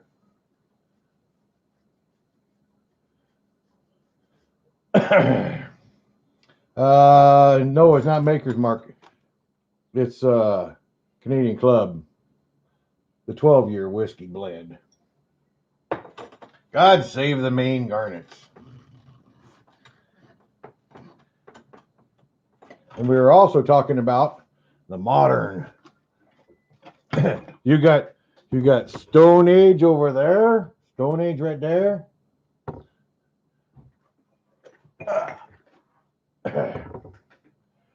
And then you got, oh, get the hell out of my way. I'm going to whack you.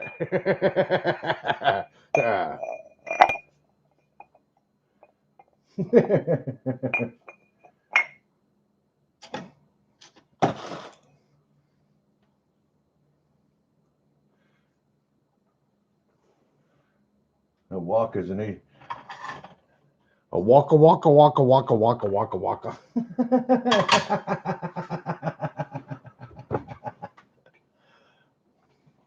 All right, Bob, while you're tapping the kidney, I'm going to go ahead and pan this down and see what kind of gold's in the bottom of it.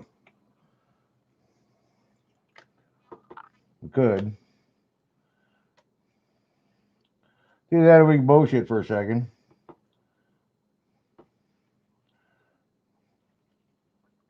I love panning gold, guys. I love panning gold. You know, a lot of people love the blue bowl. People love the blue bowl, and they love the Miller table. I'm probably too close to the camera. People love the blue bowl and the Miller table, and you know, the Doc had that Cyclone. I actually got a Cyclone. I've just never set it up yet. There's tons of gizmos out there that'll take and do your final panning for you. So hopefully it's going to separate out all the non-gold and leave you just pure gold. Me personally, I like a gold pan. Give me a gold pan because a gold pan works. And I get to see it and I just practice with it lots.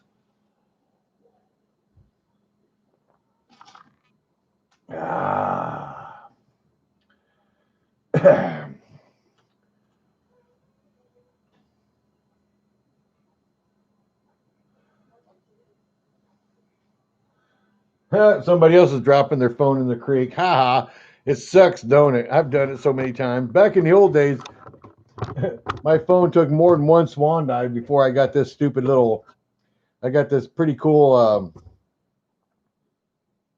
regular for real camera stand. I haven't dropped the camera now. It's bolted down so I don't lose it in the panning bucket no more.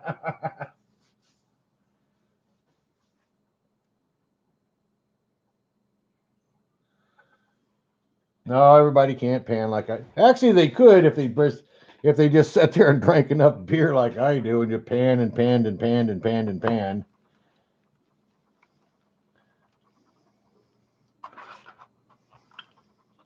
You guys got to realize it's kind of cheating because, well, it's not cheating, but I do this shit for fun. When I get bored, when I come home from work, I come out here and I sit in my garage and turn on a little bit of music TV, and I love my music TV.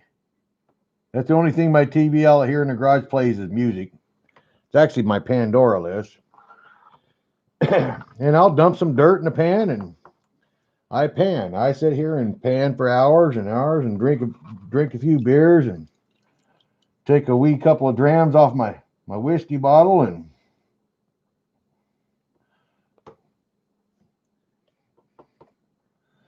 take a few drams off my whiskey bottle and get right back to panning again.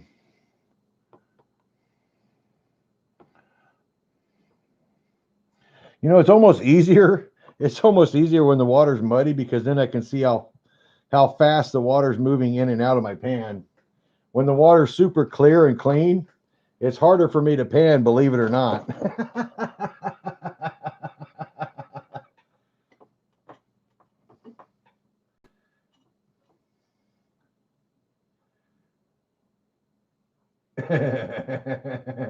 And dropped it in the honey bucket. Man, I tell you what, it goes in the honey bucket. Ew, yuck. Well, so long as you're the only one that used the honey bucket, it's your turn, so it should be safe. But when you got other people's turds in there and it dropped on somebody else's turd, I don't know. You're not so safe then.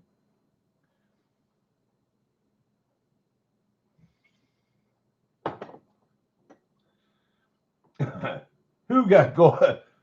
Who in the world got gold from Dennis Dayton's pit dirt? now that's damn funny. You got gold from Dennis Dayton's pit dirt? I get more dirt off my floor than I got out of Dennis Dayton pit dirt.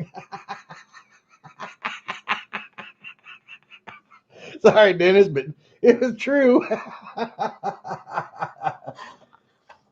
You did. All right, well, God bless you, man. You got one of the lucky bags because I ran through 3 of them bags and I didn't get a damn color one. Now that's one of the funniest things I heard all day. Somebody got gold out of Dennis pit dirt. Woo, woo! That's funny shit, man. You're a fucking comedian.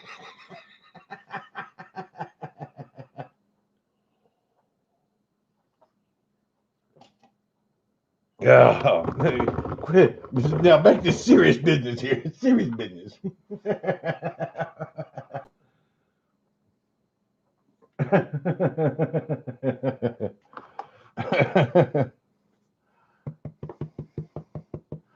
All right, let's get rid of the black sand here.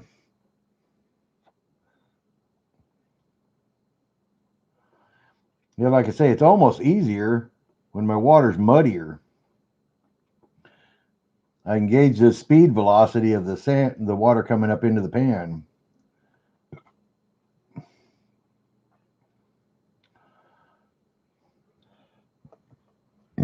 I could cheat too and see if there's any magnetics in it. I think I've already done this before, but oh, there is a little bit of magnetics. We'll cheat and pull it out of there. Not very many magnetics in Bob sand.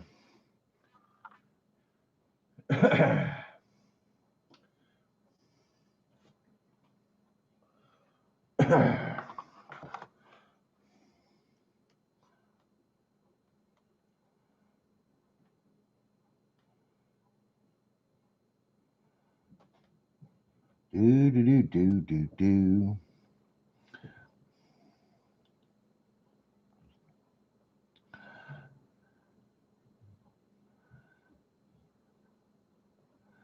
What did the bartender say to the horse when he walked into the bar? Why the long face?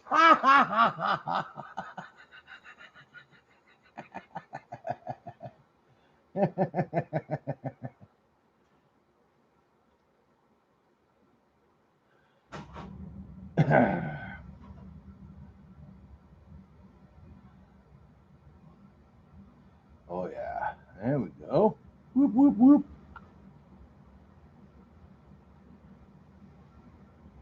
Just like that.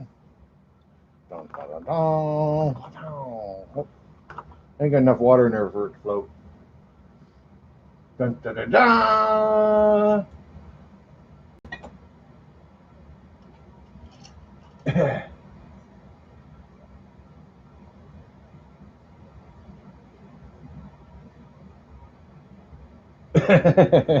Hey, I'm trying not to film the crotch, man. I'm trying not to feel the crotch. You get the leg right there, man.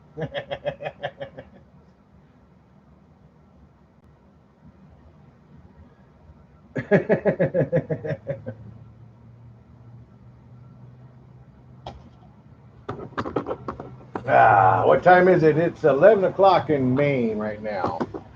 11 o'clock in Maine. Bullshitting about now. Can't really think of anything really cool to bullshit about right now.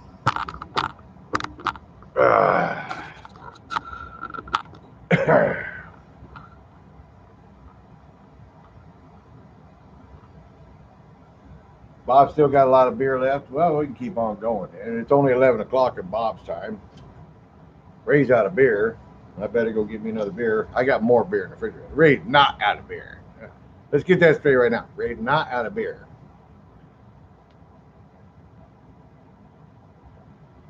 Cut the hair till you find no one to bleed.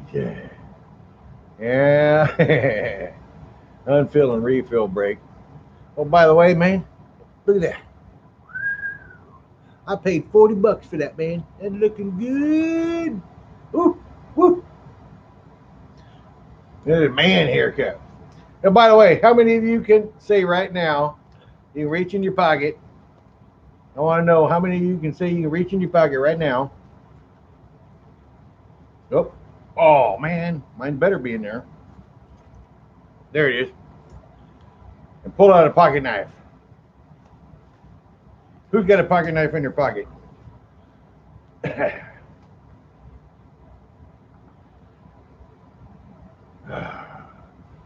Julia.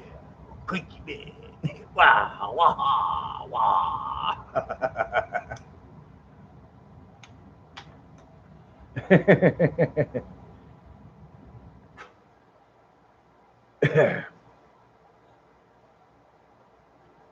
It's in my truck. Say it's in your truck. It's not in your pocket, man. It's supposed to be in your pocket. Supposed to be in your pocket.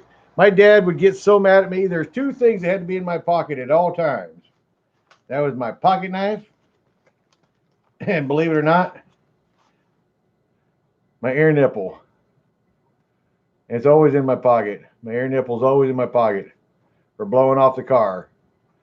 I don't know. I feel naked. If I don't got my air nipple and my pocket knife in my pocket, I would be in trouble with my dad.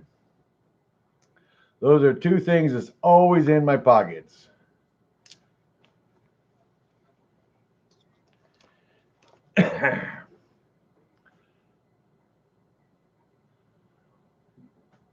Yep, that was the one thing my dad was so adamant about. He'd actually, I know he'd be testing me all the time. Give me your air nipple, or come up and give me your pocket knife. And if I didn't have it, oh man, that son of a bitch would chew my ass out all day long. He'd yak, yak, yak, yak, yak, yak, yak, yak, yak, yak, yak, yak.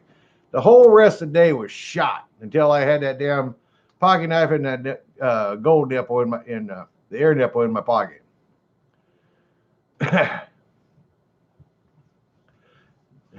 Took Ben years to quit carrying air nipples in his pocket. That's right. But oh well. I've been building a colossal darn garage out there, so I can't afford to invest the money and the time into my boat. Uh, 10 gram, $10 gaming token.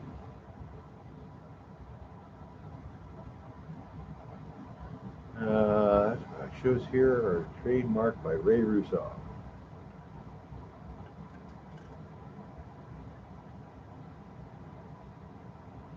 Brian Weed. Yes, Brian Weed.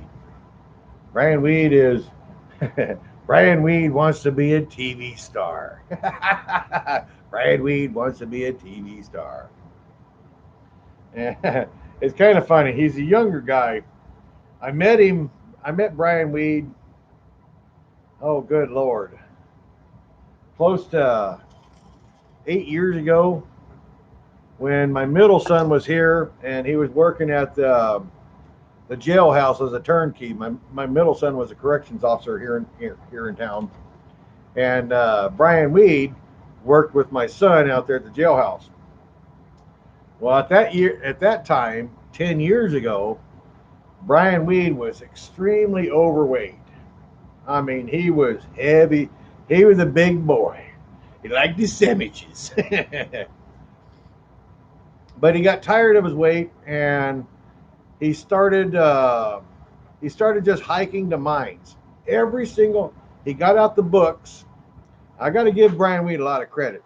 He got out the books from 1988, 89 when the USGS came through Juneau, and they took the GPS coordinates and started trying to find, place, and locate every single adit that's been carved in Juneau.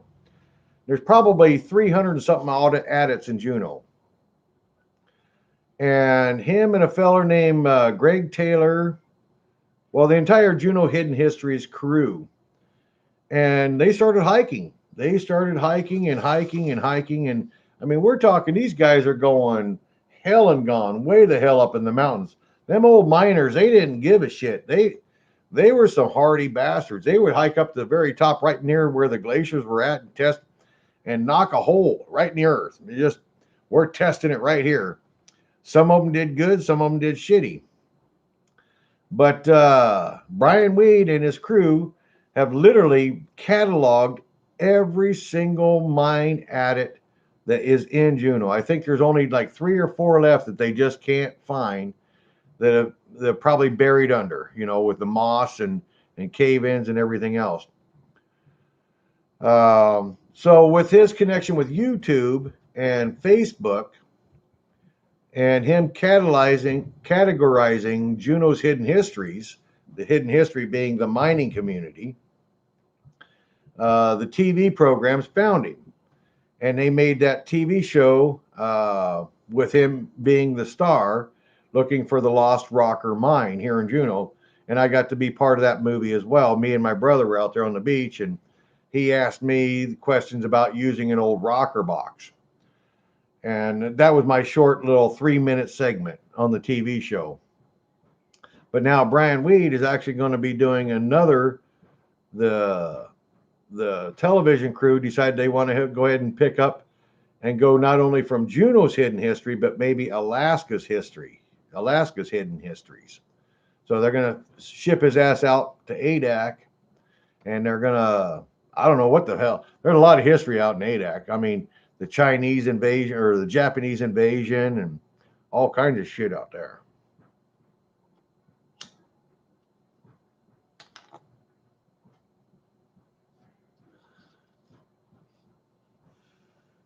I get too boring for some people, Dennis. I'm too boring of a person for some people.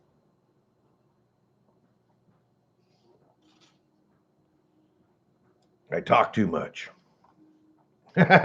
Every now and then I get on GPS and there'll be 4 or 5, maybe 6 people on GPS. Nobody's really in the chat room chatting, except for maybe Van and Bob. And I'll start typing away, cha cha cha cha cha cha cha cha cha cha cha cha cha. I'm typing away like crazy, and nobody's really responding. And all of a sudden, everybody's bailing. Boom, boom, boom, boom. Ah, fuck that! Now here comes Ray. He's gonna bullshit her ear off.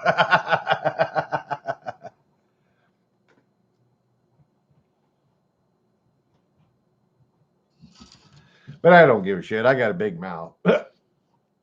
I don't care. Boy, it feels good having the garage door open. I keep getting this little cool breeze in here. It feels good, man.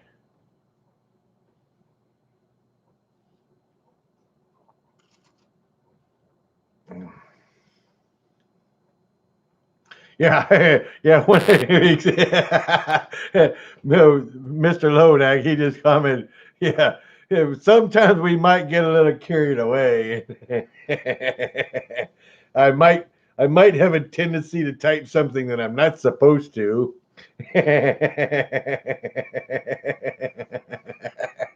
And so, Bob, I don't drunk call you because you don't give me your phone number, you prick. I would if I did. Bob's smarter than that. Them Maine is they ain't that big of dummies. I ain't giving that fucking furry bastard in Alaska my phone number.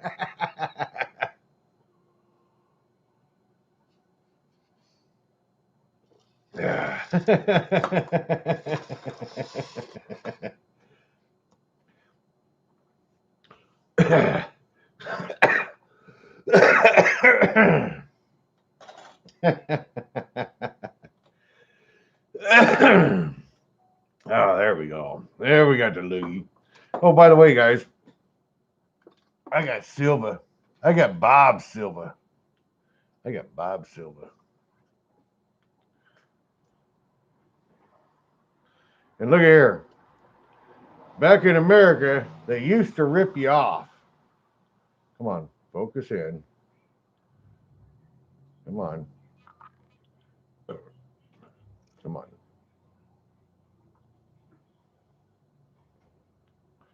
Come on. Do it.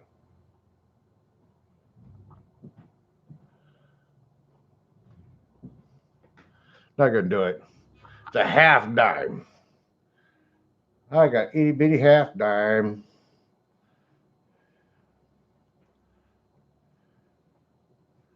$19.43.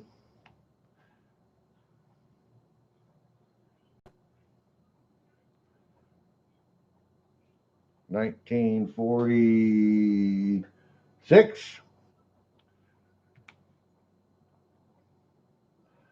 $19.04.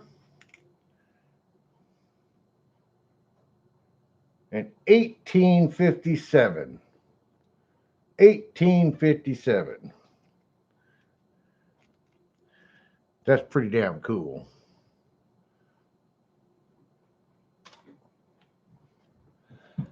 And Bob, I still got that darn bracelet. I got burned.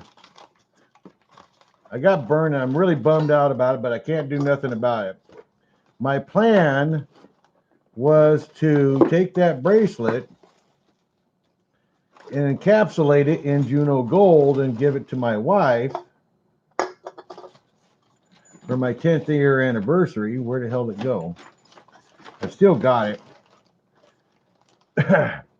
And I actually gave 20 grams of gold to a jeweler to start building a ring for it and put that heart in that ring. And the guy took off with my gold. The stupid guy, the doggone, I trusted him, and he took off with my gold. I lost 20 grams worth of gold to an jewel maker. So that kind of sucked, but if he ever comes back in town, his ass is mine.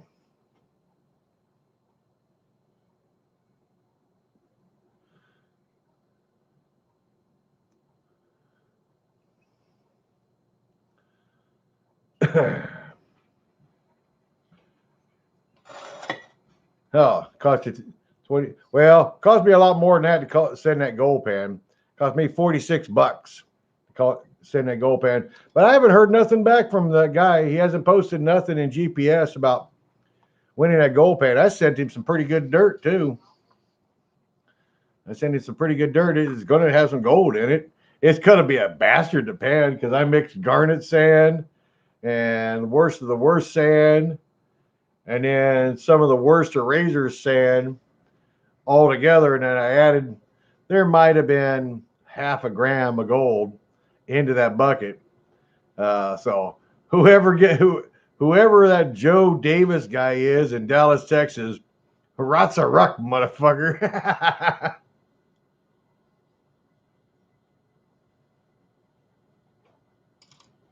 Yeah, I just seen that damn bracelet just the other day. I just seen that Tiffany bracelet just the other day. Believe it or not, I have been cleaning. Here it is. Here it is. It's silver too.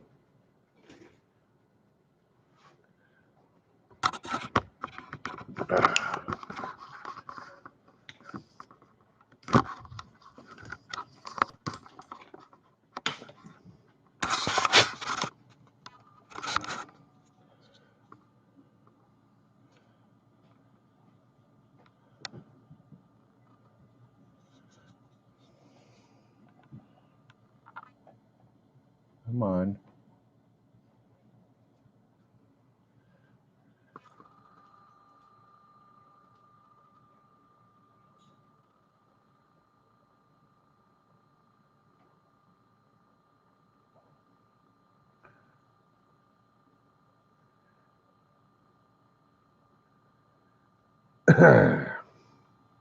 Yep. So I've still got it. I still plan on using it. I'm still gonna make something for my wife. The chain part is so tiny. The chain part is so tiny. I tell you what, I didn't realize. Bob told me it was a tiny chain. Bob told me it was a tiny chain, but I didn't realize what a tiny chain it is. I mean, it literally, the chain is only going to fit her arm about that big around. I could brag and say it damn near so small I could use it as a cock ring.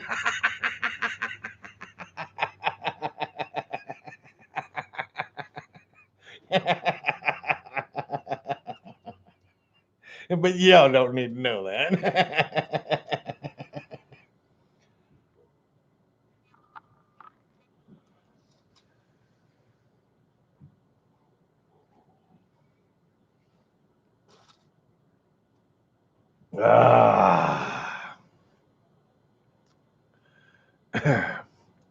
Okay, Weigel just sent his. Yeah, I was hoping that these guys that won his prizes was going to post in GPS, but I don't know. They're not doing it. You know, and it seemed like almost everybody that won, not very many of them will actually hang out with us at all.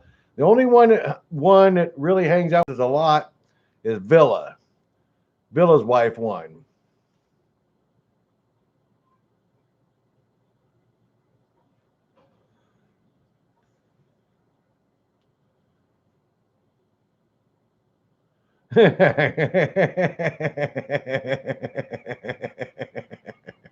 Yeah, we're all good. We're all good.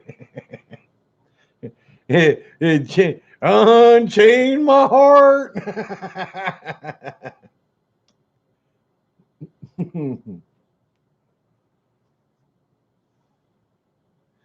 Ah.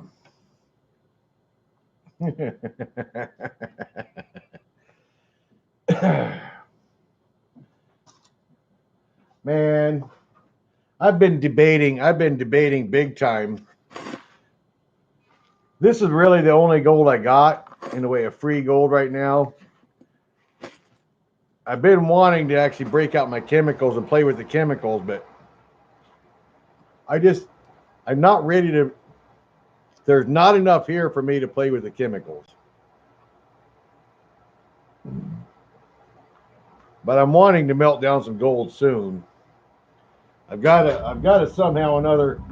One of the biggest problems I got right now with the dredge is reason I haven't been taking it out is I had a loaner outboard motor on it. It was a loaner outboard, and the person that owned the loaner outboard, they wanted it back. So my outboard that I own, I've got two of them actually. I've got an old Johnson. The Johnson, for some reason, I can throttle it up, but the eccentric on the timing advance when you throttle up, the timing advances it, and it also feeds the throttle in there. For some reason, when you crank the throttle on the son of a bitch, it won't throttle up. It idles fine, man. I grab that pull cord, boom, hit the choke, put the on button on it, put it neutral, fire it up, fires right up, just good as can be. And the impeller's good in it too. I mean, it pisses out a full stream of water, but for some reason, the throttle advance on it won't throttle up. So my old Johnson's not working, and then I got an old Mercury Mariner on my skiff, but the entire headset on that, the whole entire headset, the whole thing is ready to just break off. It's junk.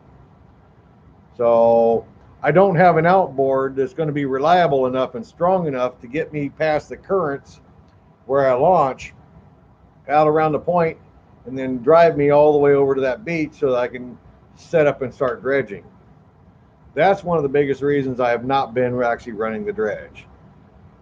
Because I'm not going to risk my ass out there in that water to go around that point if I don't got a reliable outboard.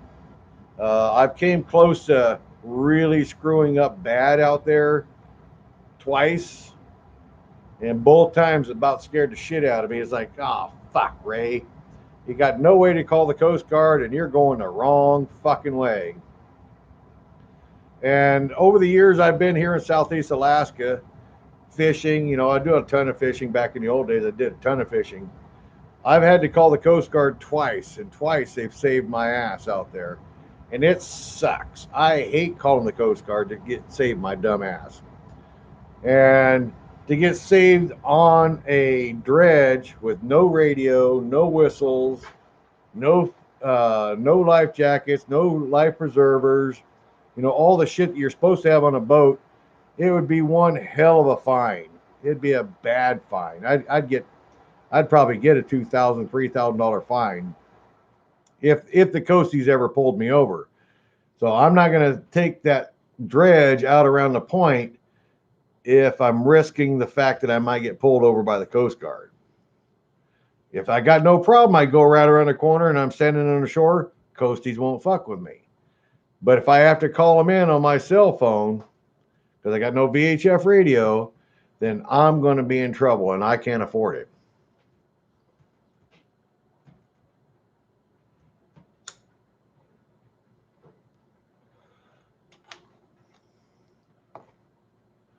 A 5-horse Merc Cruiser inboard, huh? Oh, a 5.0 Merc Cruiser inboard. Damn. That's a big motor.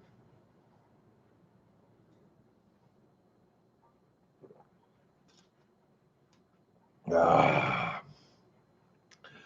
I've had my inboard outboards. I had a 28-foot fishing craft one time, a big Woodhull fishing craft, a hand troller. I've had a 26-foot Bayliner with a V8, 350 Chevy V8 with a 888 Merc outboard, inboard, you know, the outdrive. I've had a 22-foot Sabercraft, and I've had multiple skiffs. I've had Boston Whalers, Bay Runners. Now I have an Almar. I love my Almar. My Almar is by far my favorite one, but again, I'm not going to go. I don't like going out on the water unless I have a reliable. The waters up here are just too damn dangerous to have an unreliable boat. I just won't do it.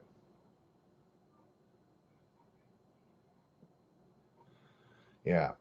And if you get busted by the Coast Guard, oh, it's going to hurt. Going to hurt big time. Yeah, I just don't do it. No. No. So Ray's not doing any dredging because I don't have the outboard. Now I could actually set up the old water jet tube and stay right next to the shore again, and then basically you're walking it. You got to walk at that mile and a quarter, whatever it is, around that point. It's only that one point where the tide rip is so bad that you actually have to get out and walk it because you can't. The jet log, using your pump to jet log and go around the corner like I did in the original days of the Big Triple, it's not strong enough. It will not push enough water. The tide will catch you and it'll take you out. So I have to learn that, you know, I can make those short little runs, and the rest of the time I jump off the dredge and I walk the dredge in the water along the shoreline. And then once I walk, and then I have to get to the point, there's two spots where I actually have to get back on it and fire up the outboard and then go across two little deep spots that I cannot walk across.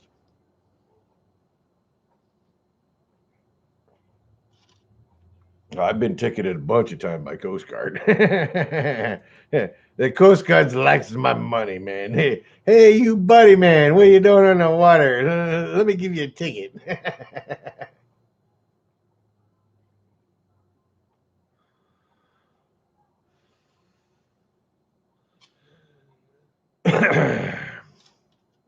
All right, so what's next?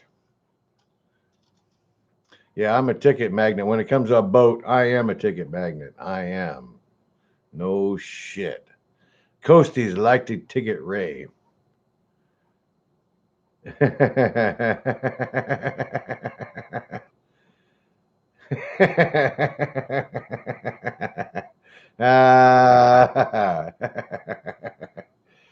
Man, I really should.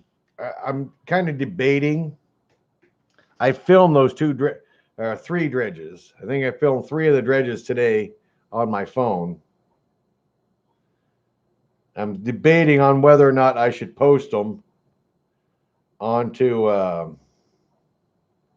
YouTube. But there's three videos right there of different different setups that are new on the beach right now that I filmed today.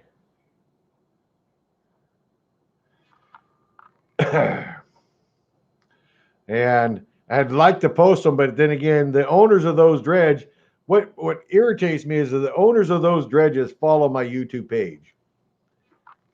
And I don't got permission to post videos of their dredges, even though their dredges, they're leaving them out there illegally. They're abandoning them.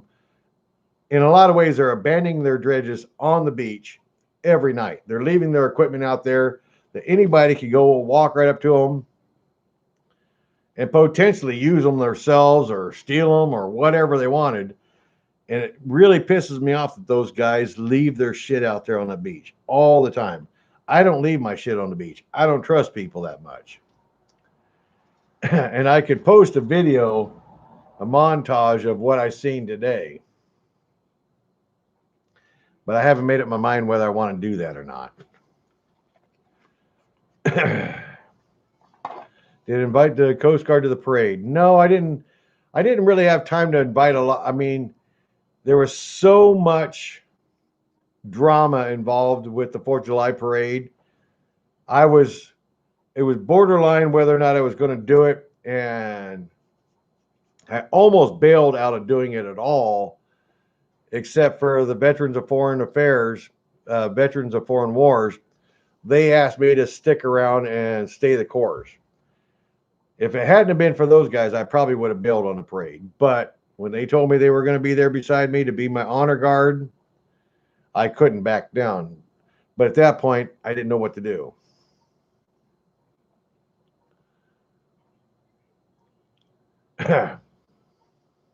Vomit matter. Will vomit matters.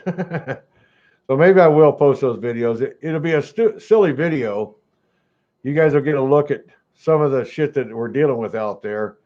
You know, everybody always talks about, you know, down south how important it is to fill in your holes. Everybody's got to fill in your holes when you're dredging, or you got to fill in your holes for this, fill in. Fuck, out there at the beach, ain't nobody paying attention to nothing. Nothing.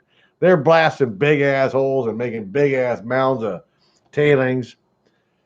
And judging from what they're using, I guarantee if I go through their tailings, there's still gold in their tailings. A lot of gold. Well, maybe not a lot of gold. Otherwise, Wheeler would actually be here. He'd be getting rich if there's a lot of gold. There ain't a lot of gold in Juneau.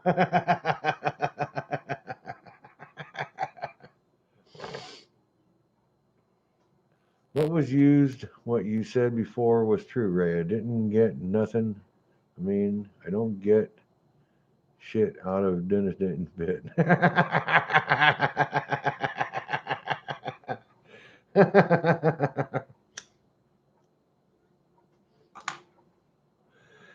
Nobody does. But the one of the best things about Dennis Dayton is, guys, and I love Dennis Dayton to death. He's one of the best parts of GPS gold prospector space out there. Dennis Dayton has been in the gold prospector space since almost day one, and Dennis Dayton is willing to go out there and try everything. You know, he'll try the gold hog mats, he'll try the blue bulls, he'll try the Miller tables, he tries everything.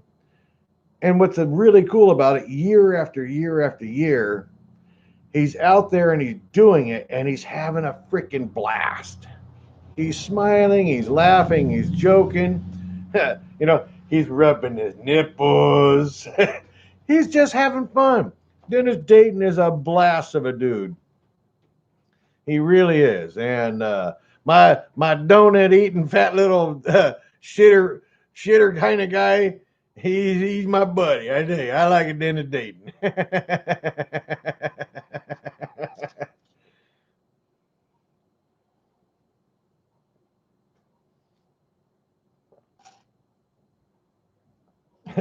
Yeah, but I tell you what, he really needs to stop singing birthday wishes because his Marilyn Monroe, his Marilyn Monroe rendition of "Happy Birthday" is bad.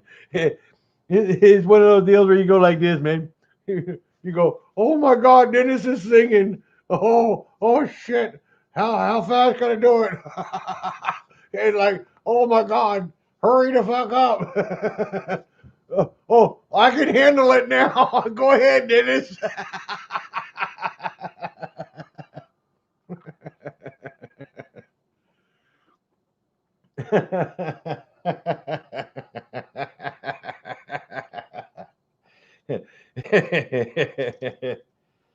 Oh, Lord of mercy.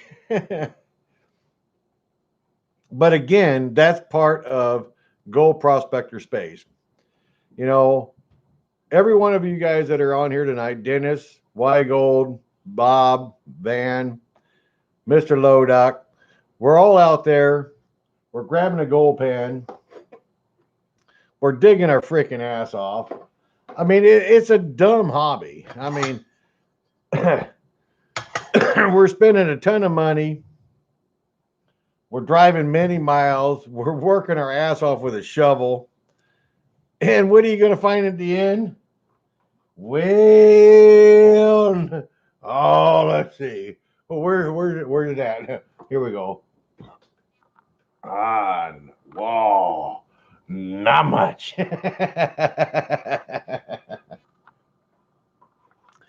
But it's fun. But it's fun. I mean, there, for years and years, my fun was all revolved around model airplane flying. Now that I've got into gold, shit. And then meeting all you guys on YouTube and meeting all you guys on Gold Prospector Space, it's a lot more fun than anything I could have possibly imagined.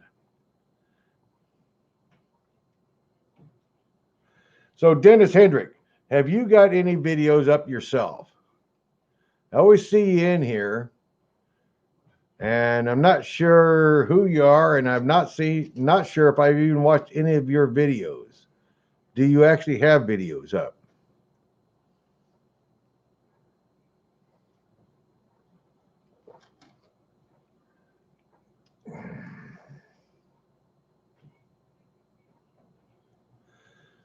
And I'm not even sure how the heck I could even look at you.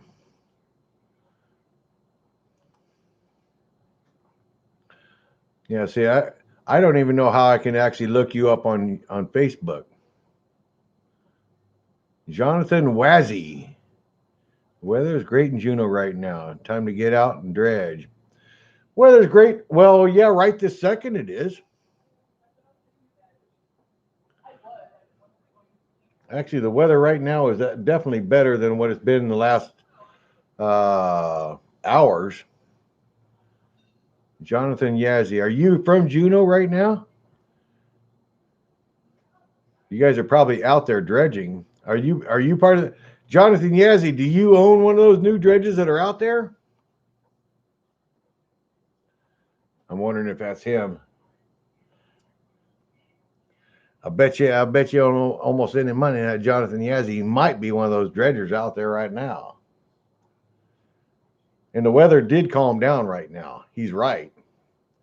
Today at noon today, from probably about 10 o'clock this morning till 3 o'clock this afternoon, it was pouring. Yes, I live in Juneau.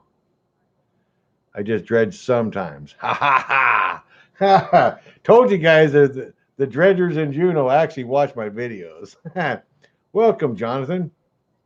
Have you made any videos out there, or where are you actually? Are you dredging out there at Thane? And did you actually find the Thane dredging because of my videos? Oh, smart ass Wheeler, fuck you. No, not. I shouldn't say fuck you, but yeah, fuck you. But yeah, the weather is nice now compared to what it was at noon.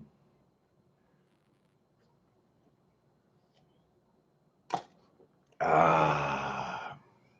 He knows how to spell Juno. Ray can't spell.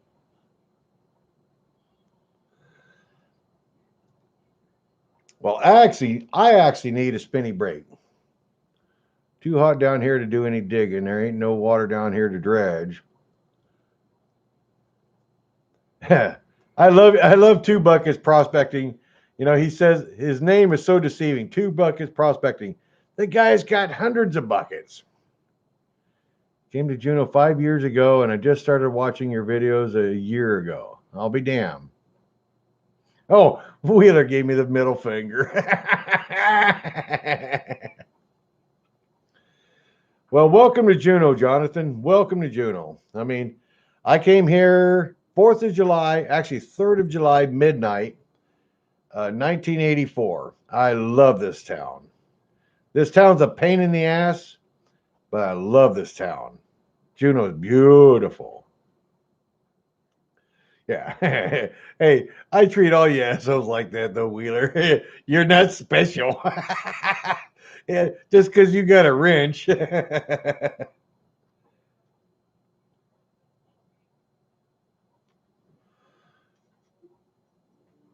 Yeah, two buckets in one. I seen he actually posted a vid. I don't know if it was a video or a picture on GPS of his bucket collection. He had to have had 500 buckets. He's surprised as shit out of me. Like, God damn, You go to Home Depot and you try to buy them buckets, they're like, I don't know, $4 a piece. That's a lot of money. He had more money than gold in buckets.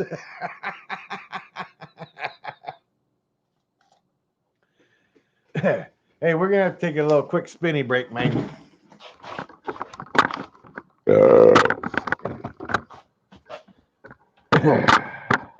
Oh, I wish this pan was. If I had enough water, we could actually do that one, but we can't. We got to go to this pan. Oh, ha ha ha! Oh man, come on, you can make it. There we go.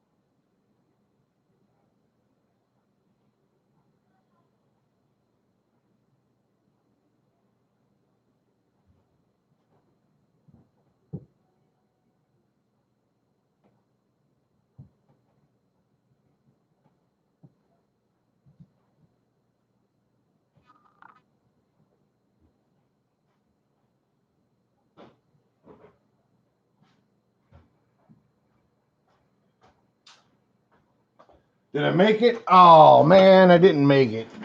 Go pan stop. The gold and the gold is wee tiny in Juno. Boy, ain't that the fact. And what really sucks, Jonathan, is it's not pure. It's not pure at all. Let's do a close up.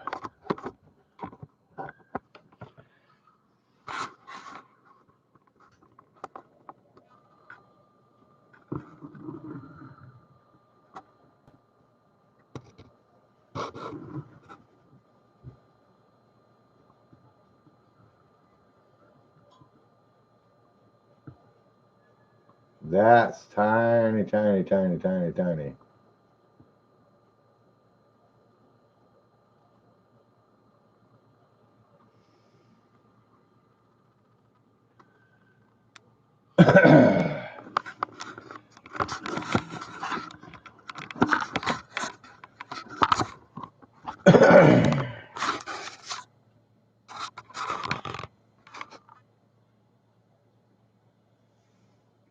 All right, 2 buckets. You're gonna bail on us here. I'm probably not all that far from bailing too. I'm probably not that far from bailing too. Probably not. Probably not. I am glad to see, like Jonas has said, the weather is a tiny bit better now than what it was just a little while back. It's been a rainy SOB. We've had a very wet year. Very wet year. And Bob's almost tomorrow. Yep. You got Bob's got like 15 more minutes till tomorrow. I wish I had something really cool to do. Maybe we can break open a geode. Let's snap open a geode. That'd be different.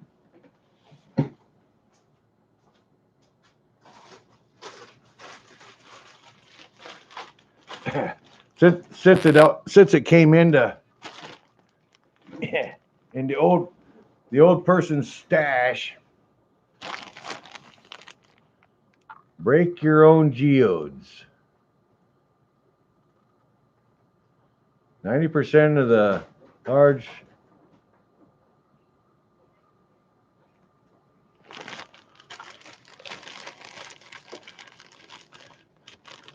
Let's look at a geode.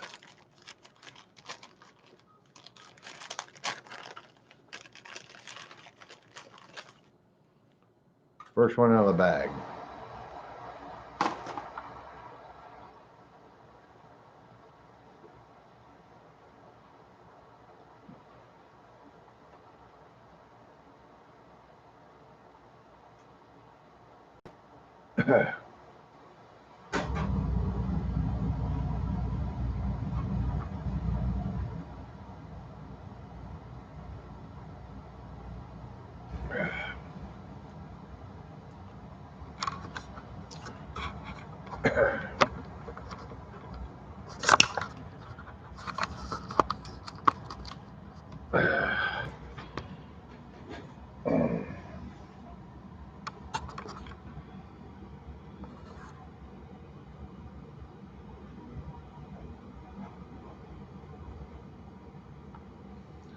Looks as though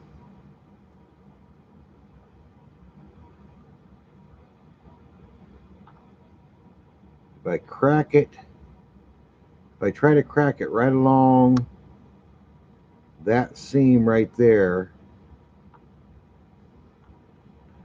it might have the best chance of seeing something inside of it.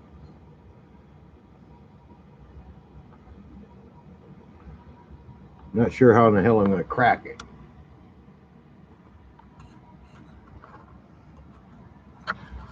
Not 100% sure how the hell I'm going to crack it yet, but maybe we'll give it a try.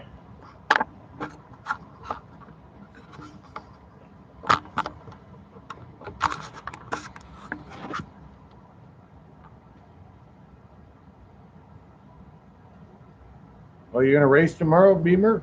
Right on.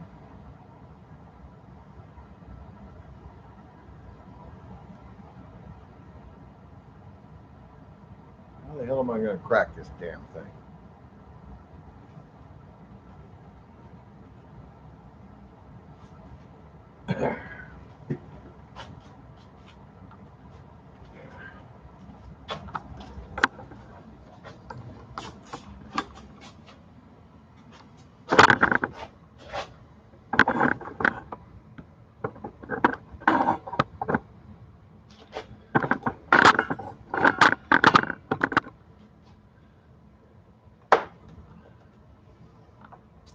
Let's see.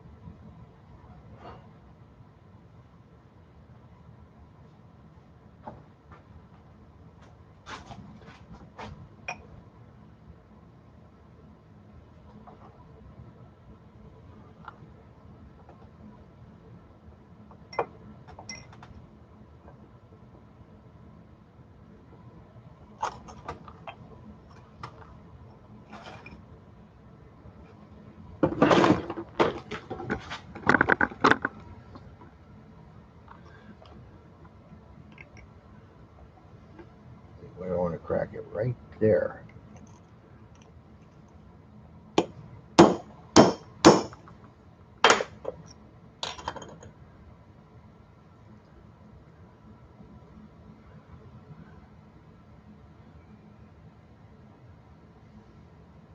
Well, no crystals inside of it.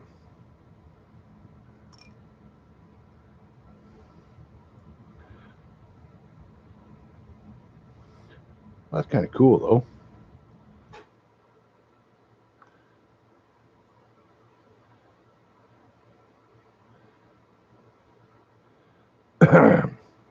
So I wonder if it's made out of an agate material, or if it's made out of a silicon material or a calcium material.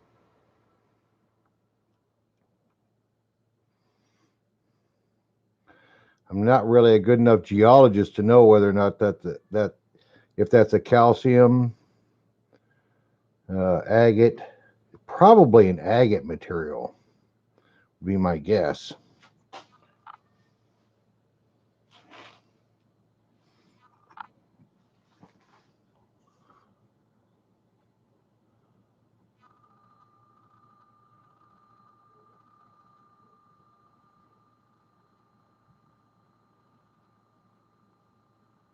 Cracked right open though, didn't it?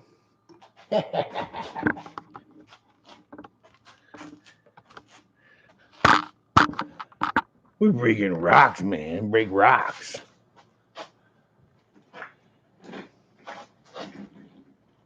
You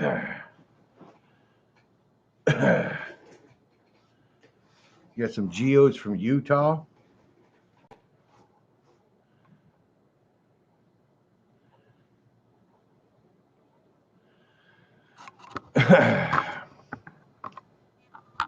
Right on.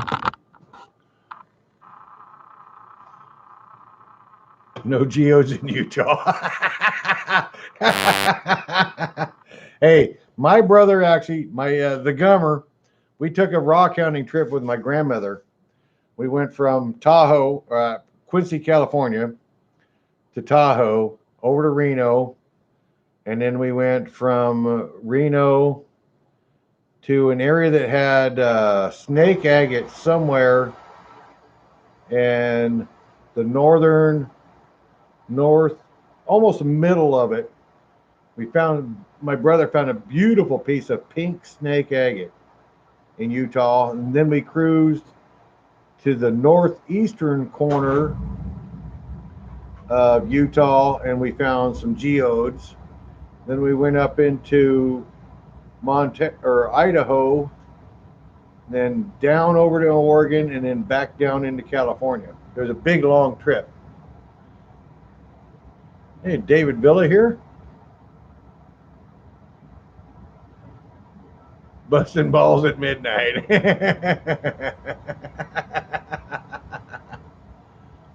Yeah, racing in the morning, right on.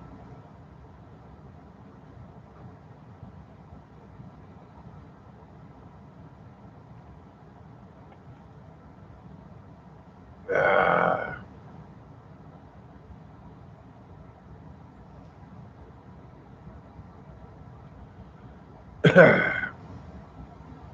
So anywho, yeah, we're actually there in Oregon. What we found in Oregon was biggest thing I think we found in Oregon. Grandma took us to an obsidian area. We found rainbow obsidian, snowflake obsidian, and obsidian needles. I don't know exactly. I can't remember all the details of. I mean, heck, at that time I was only, I think, 12 years old. But we found all kind. It was a big long trip. I mean, a big long trip with my grandma and my mom. But somewhere there in Oregon, we found. It, we went to an area that was really glassy obsidian, and we found just about every kind of obsidian known to man. The obsidian needles, they were all formed out. There was tons and tons of obsidian needles, and then snowflake obsidian, where it's a very black obsidian with just little white dots in it, and then the rainbow obsidian was just beautiful.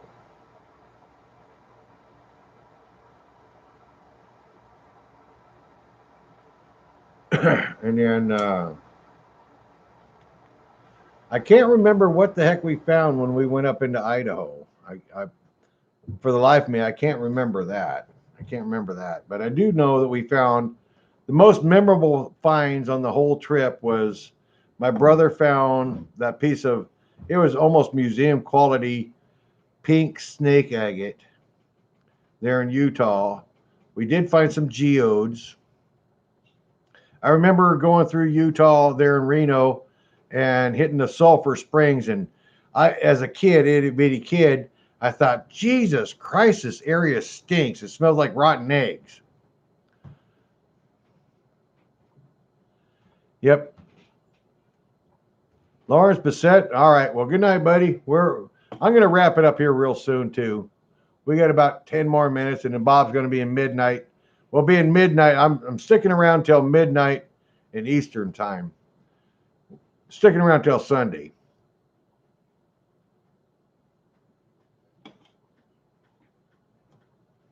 I'm running out of shit to talk about, actually. Did prospecting up in the panhandle of Idaho. See, I can't remember. The only time I can remember gold panning with my grandmother was actually right there at her house across the street there in Quincy, California. That's the only time I can actually remember panning for gold with my grandmother was actually at her house. Other than that, I can't remember. I mean, that was the first time I ever went gold panning. But that's the only time I remember gold panning too. Now I remember me and my brother when my mom had married that Forest Service guy in California, where my youngest brother is, Little Roger. He's still in the same area. I remember me and my brother going and exploring the gold mine that's on that 40 acres of property, but we never found no gold, and we never did no gold panning.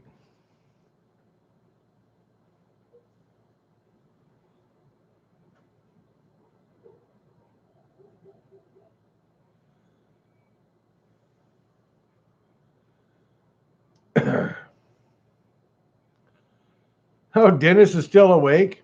Hey, Dennis, what are you doing, buddy?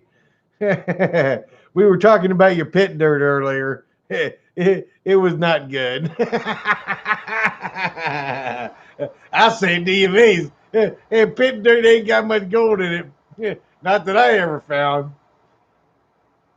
You sent me all those tailings. It was like, bullshit. Ain't no damn dirt.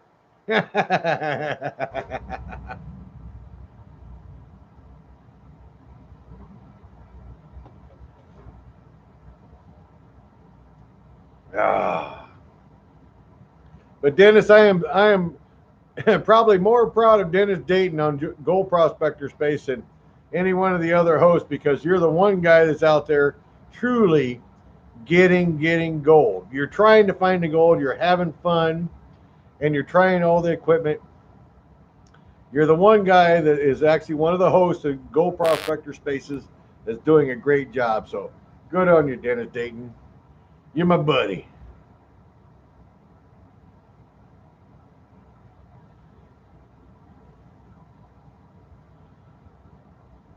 Decaying tilapia fishes in the Salton Sea. That's true. Shovel after shovel after shovel adds up. Uh, yeah, it's pretty. I mean, that's kind of the same way with up here. I mean, it's the same way with all of us gold miners up here. That's something to always remember. I mean, we're all working our butt off, and the only way you're actually really going to get gold is to do shovels and shovels and shovels and shovels and shovels, or dredging yards and yards and yards and yards. But if you're dredging creeks and rivers, it's kind of like when Rich Cooley went out to Ken's place out there in Idaho. It's a lot of hard work because you would think that a dredge can just suck up tons and tons and tons of material. Well, a dredge can't suck up tons and tons of material because there's rocks. You got a dredge nozzle that big around, but you got rocks that big around. So you're constantly moving that rock out of the fucking way, and then another rock out of the way, and another rock out of the way. So you're actually not sitting there putting gold and dirt through your sluice box. You're more busy moving rocks that big than you are putting rocks that way. So gold is a lot of work. It's a work of passion. It's a work of fun. It's a work of hobby. And we do it just because we're dumb. We're fucking dumb or shit. But it's fun. It's fun and it's healthy.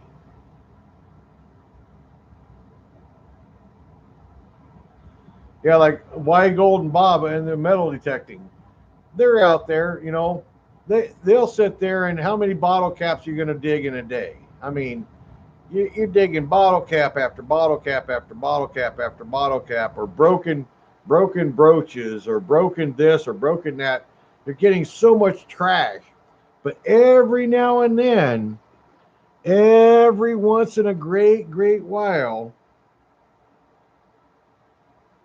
a silver will pop out of the ground from 1857.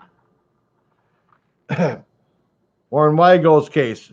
Every now and then he'll be out there on that beach, and all of a sudden somebody's big class ring will show up, and he'll track it down, and he'll find the person that owned that class ring, or just luck out and actually just find a big gold ring with a big diamond in it. Turn around and sell it.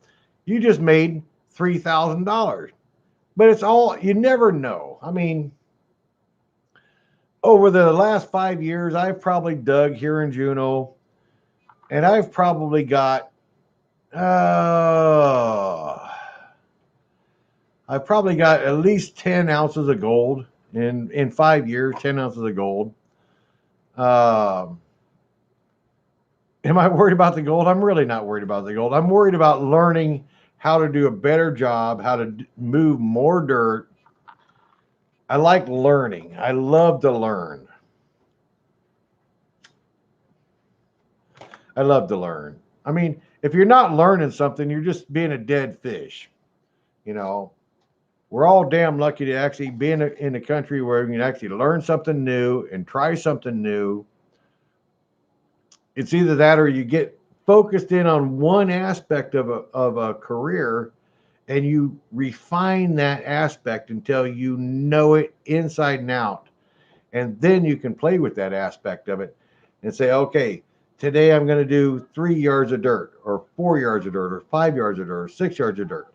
But it's all refining it down to where you know what you're doing.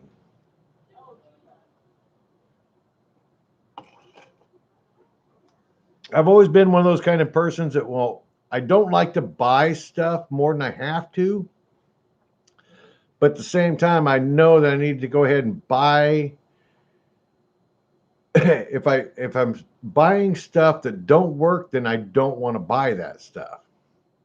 I'd rather go ahead and buy shit that's going to take and last a long time and get it on our own.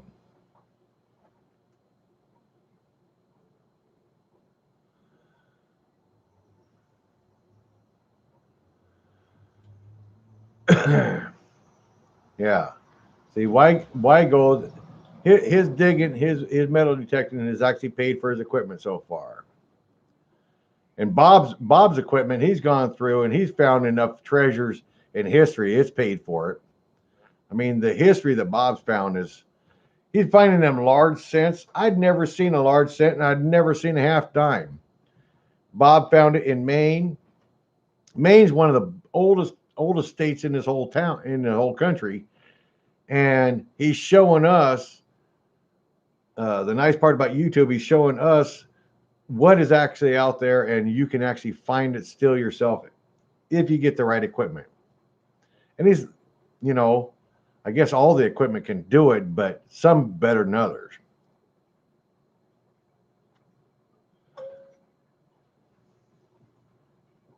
I'm rambling. I'm actually killing time. And there it is. It's midnight. It's midnight. It's tomorrow. Right on. Dennis Dayton's equipment is finally paid for from the gold he's found. Right on. Right on. You know, it takes a long time. It takes a long time to actually invest in enough stuff. And then you learn what's working and what's not working. You know, you're going to spend some money on shit that don't work, but it's fun. But some of the shit you spend your money on is working, and you just have to replace it or upgrade it.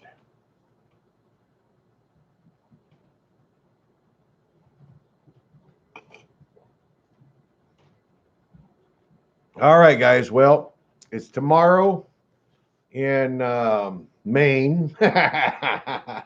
It's Sunday morning. It's 8 o'clock in Juneau, Alaska. I've got time to go ahead and dick around and kill the last of my evening. My wife's got dinner almost ready for me. I can smell it. It smells good. We had some fun. We broke open some geodes. We looked at a little bit of history. We looked at some gold. I think we're going to go ahead and get ready to call it a night. And God bless everybody.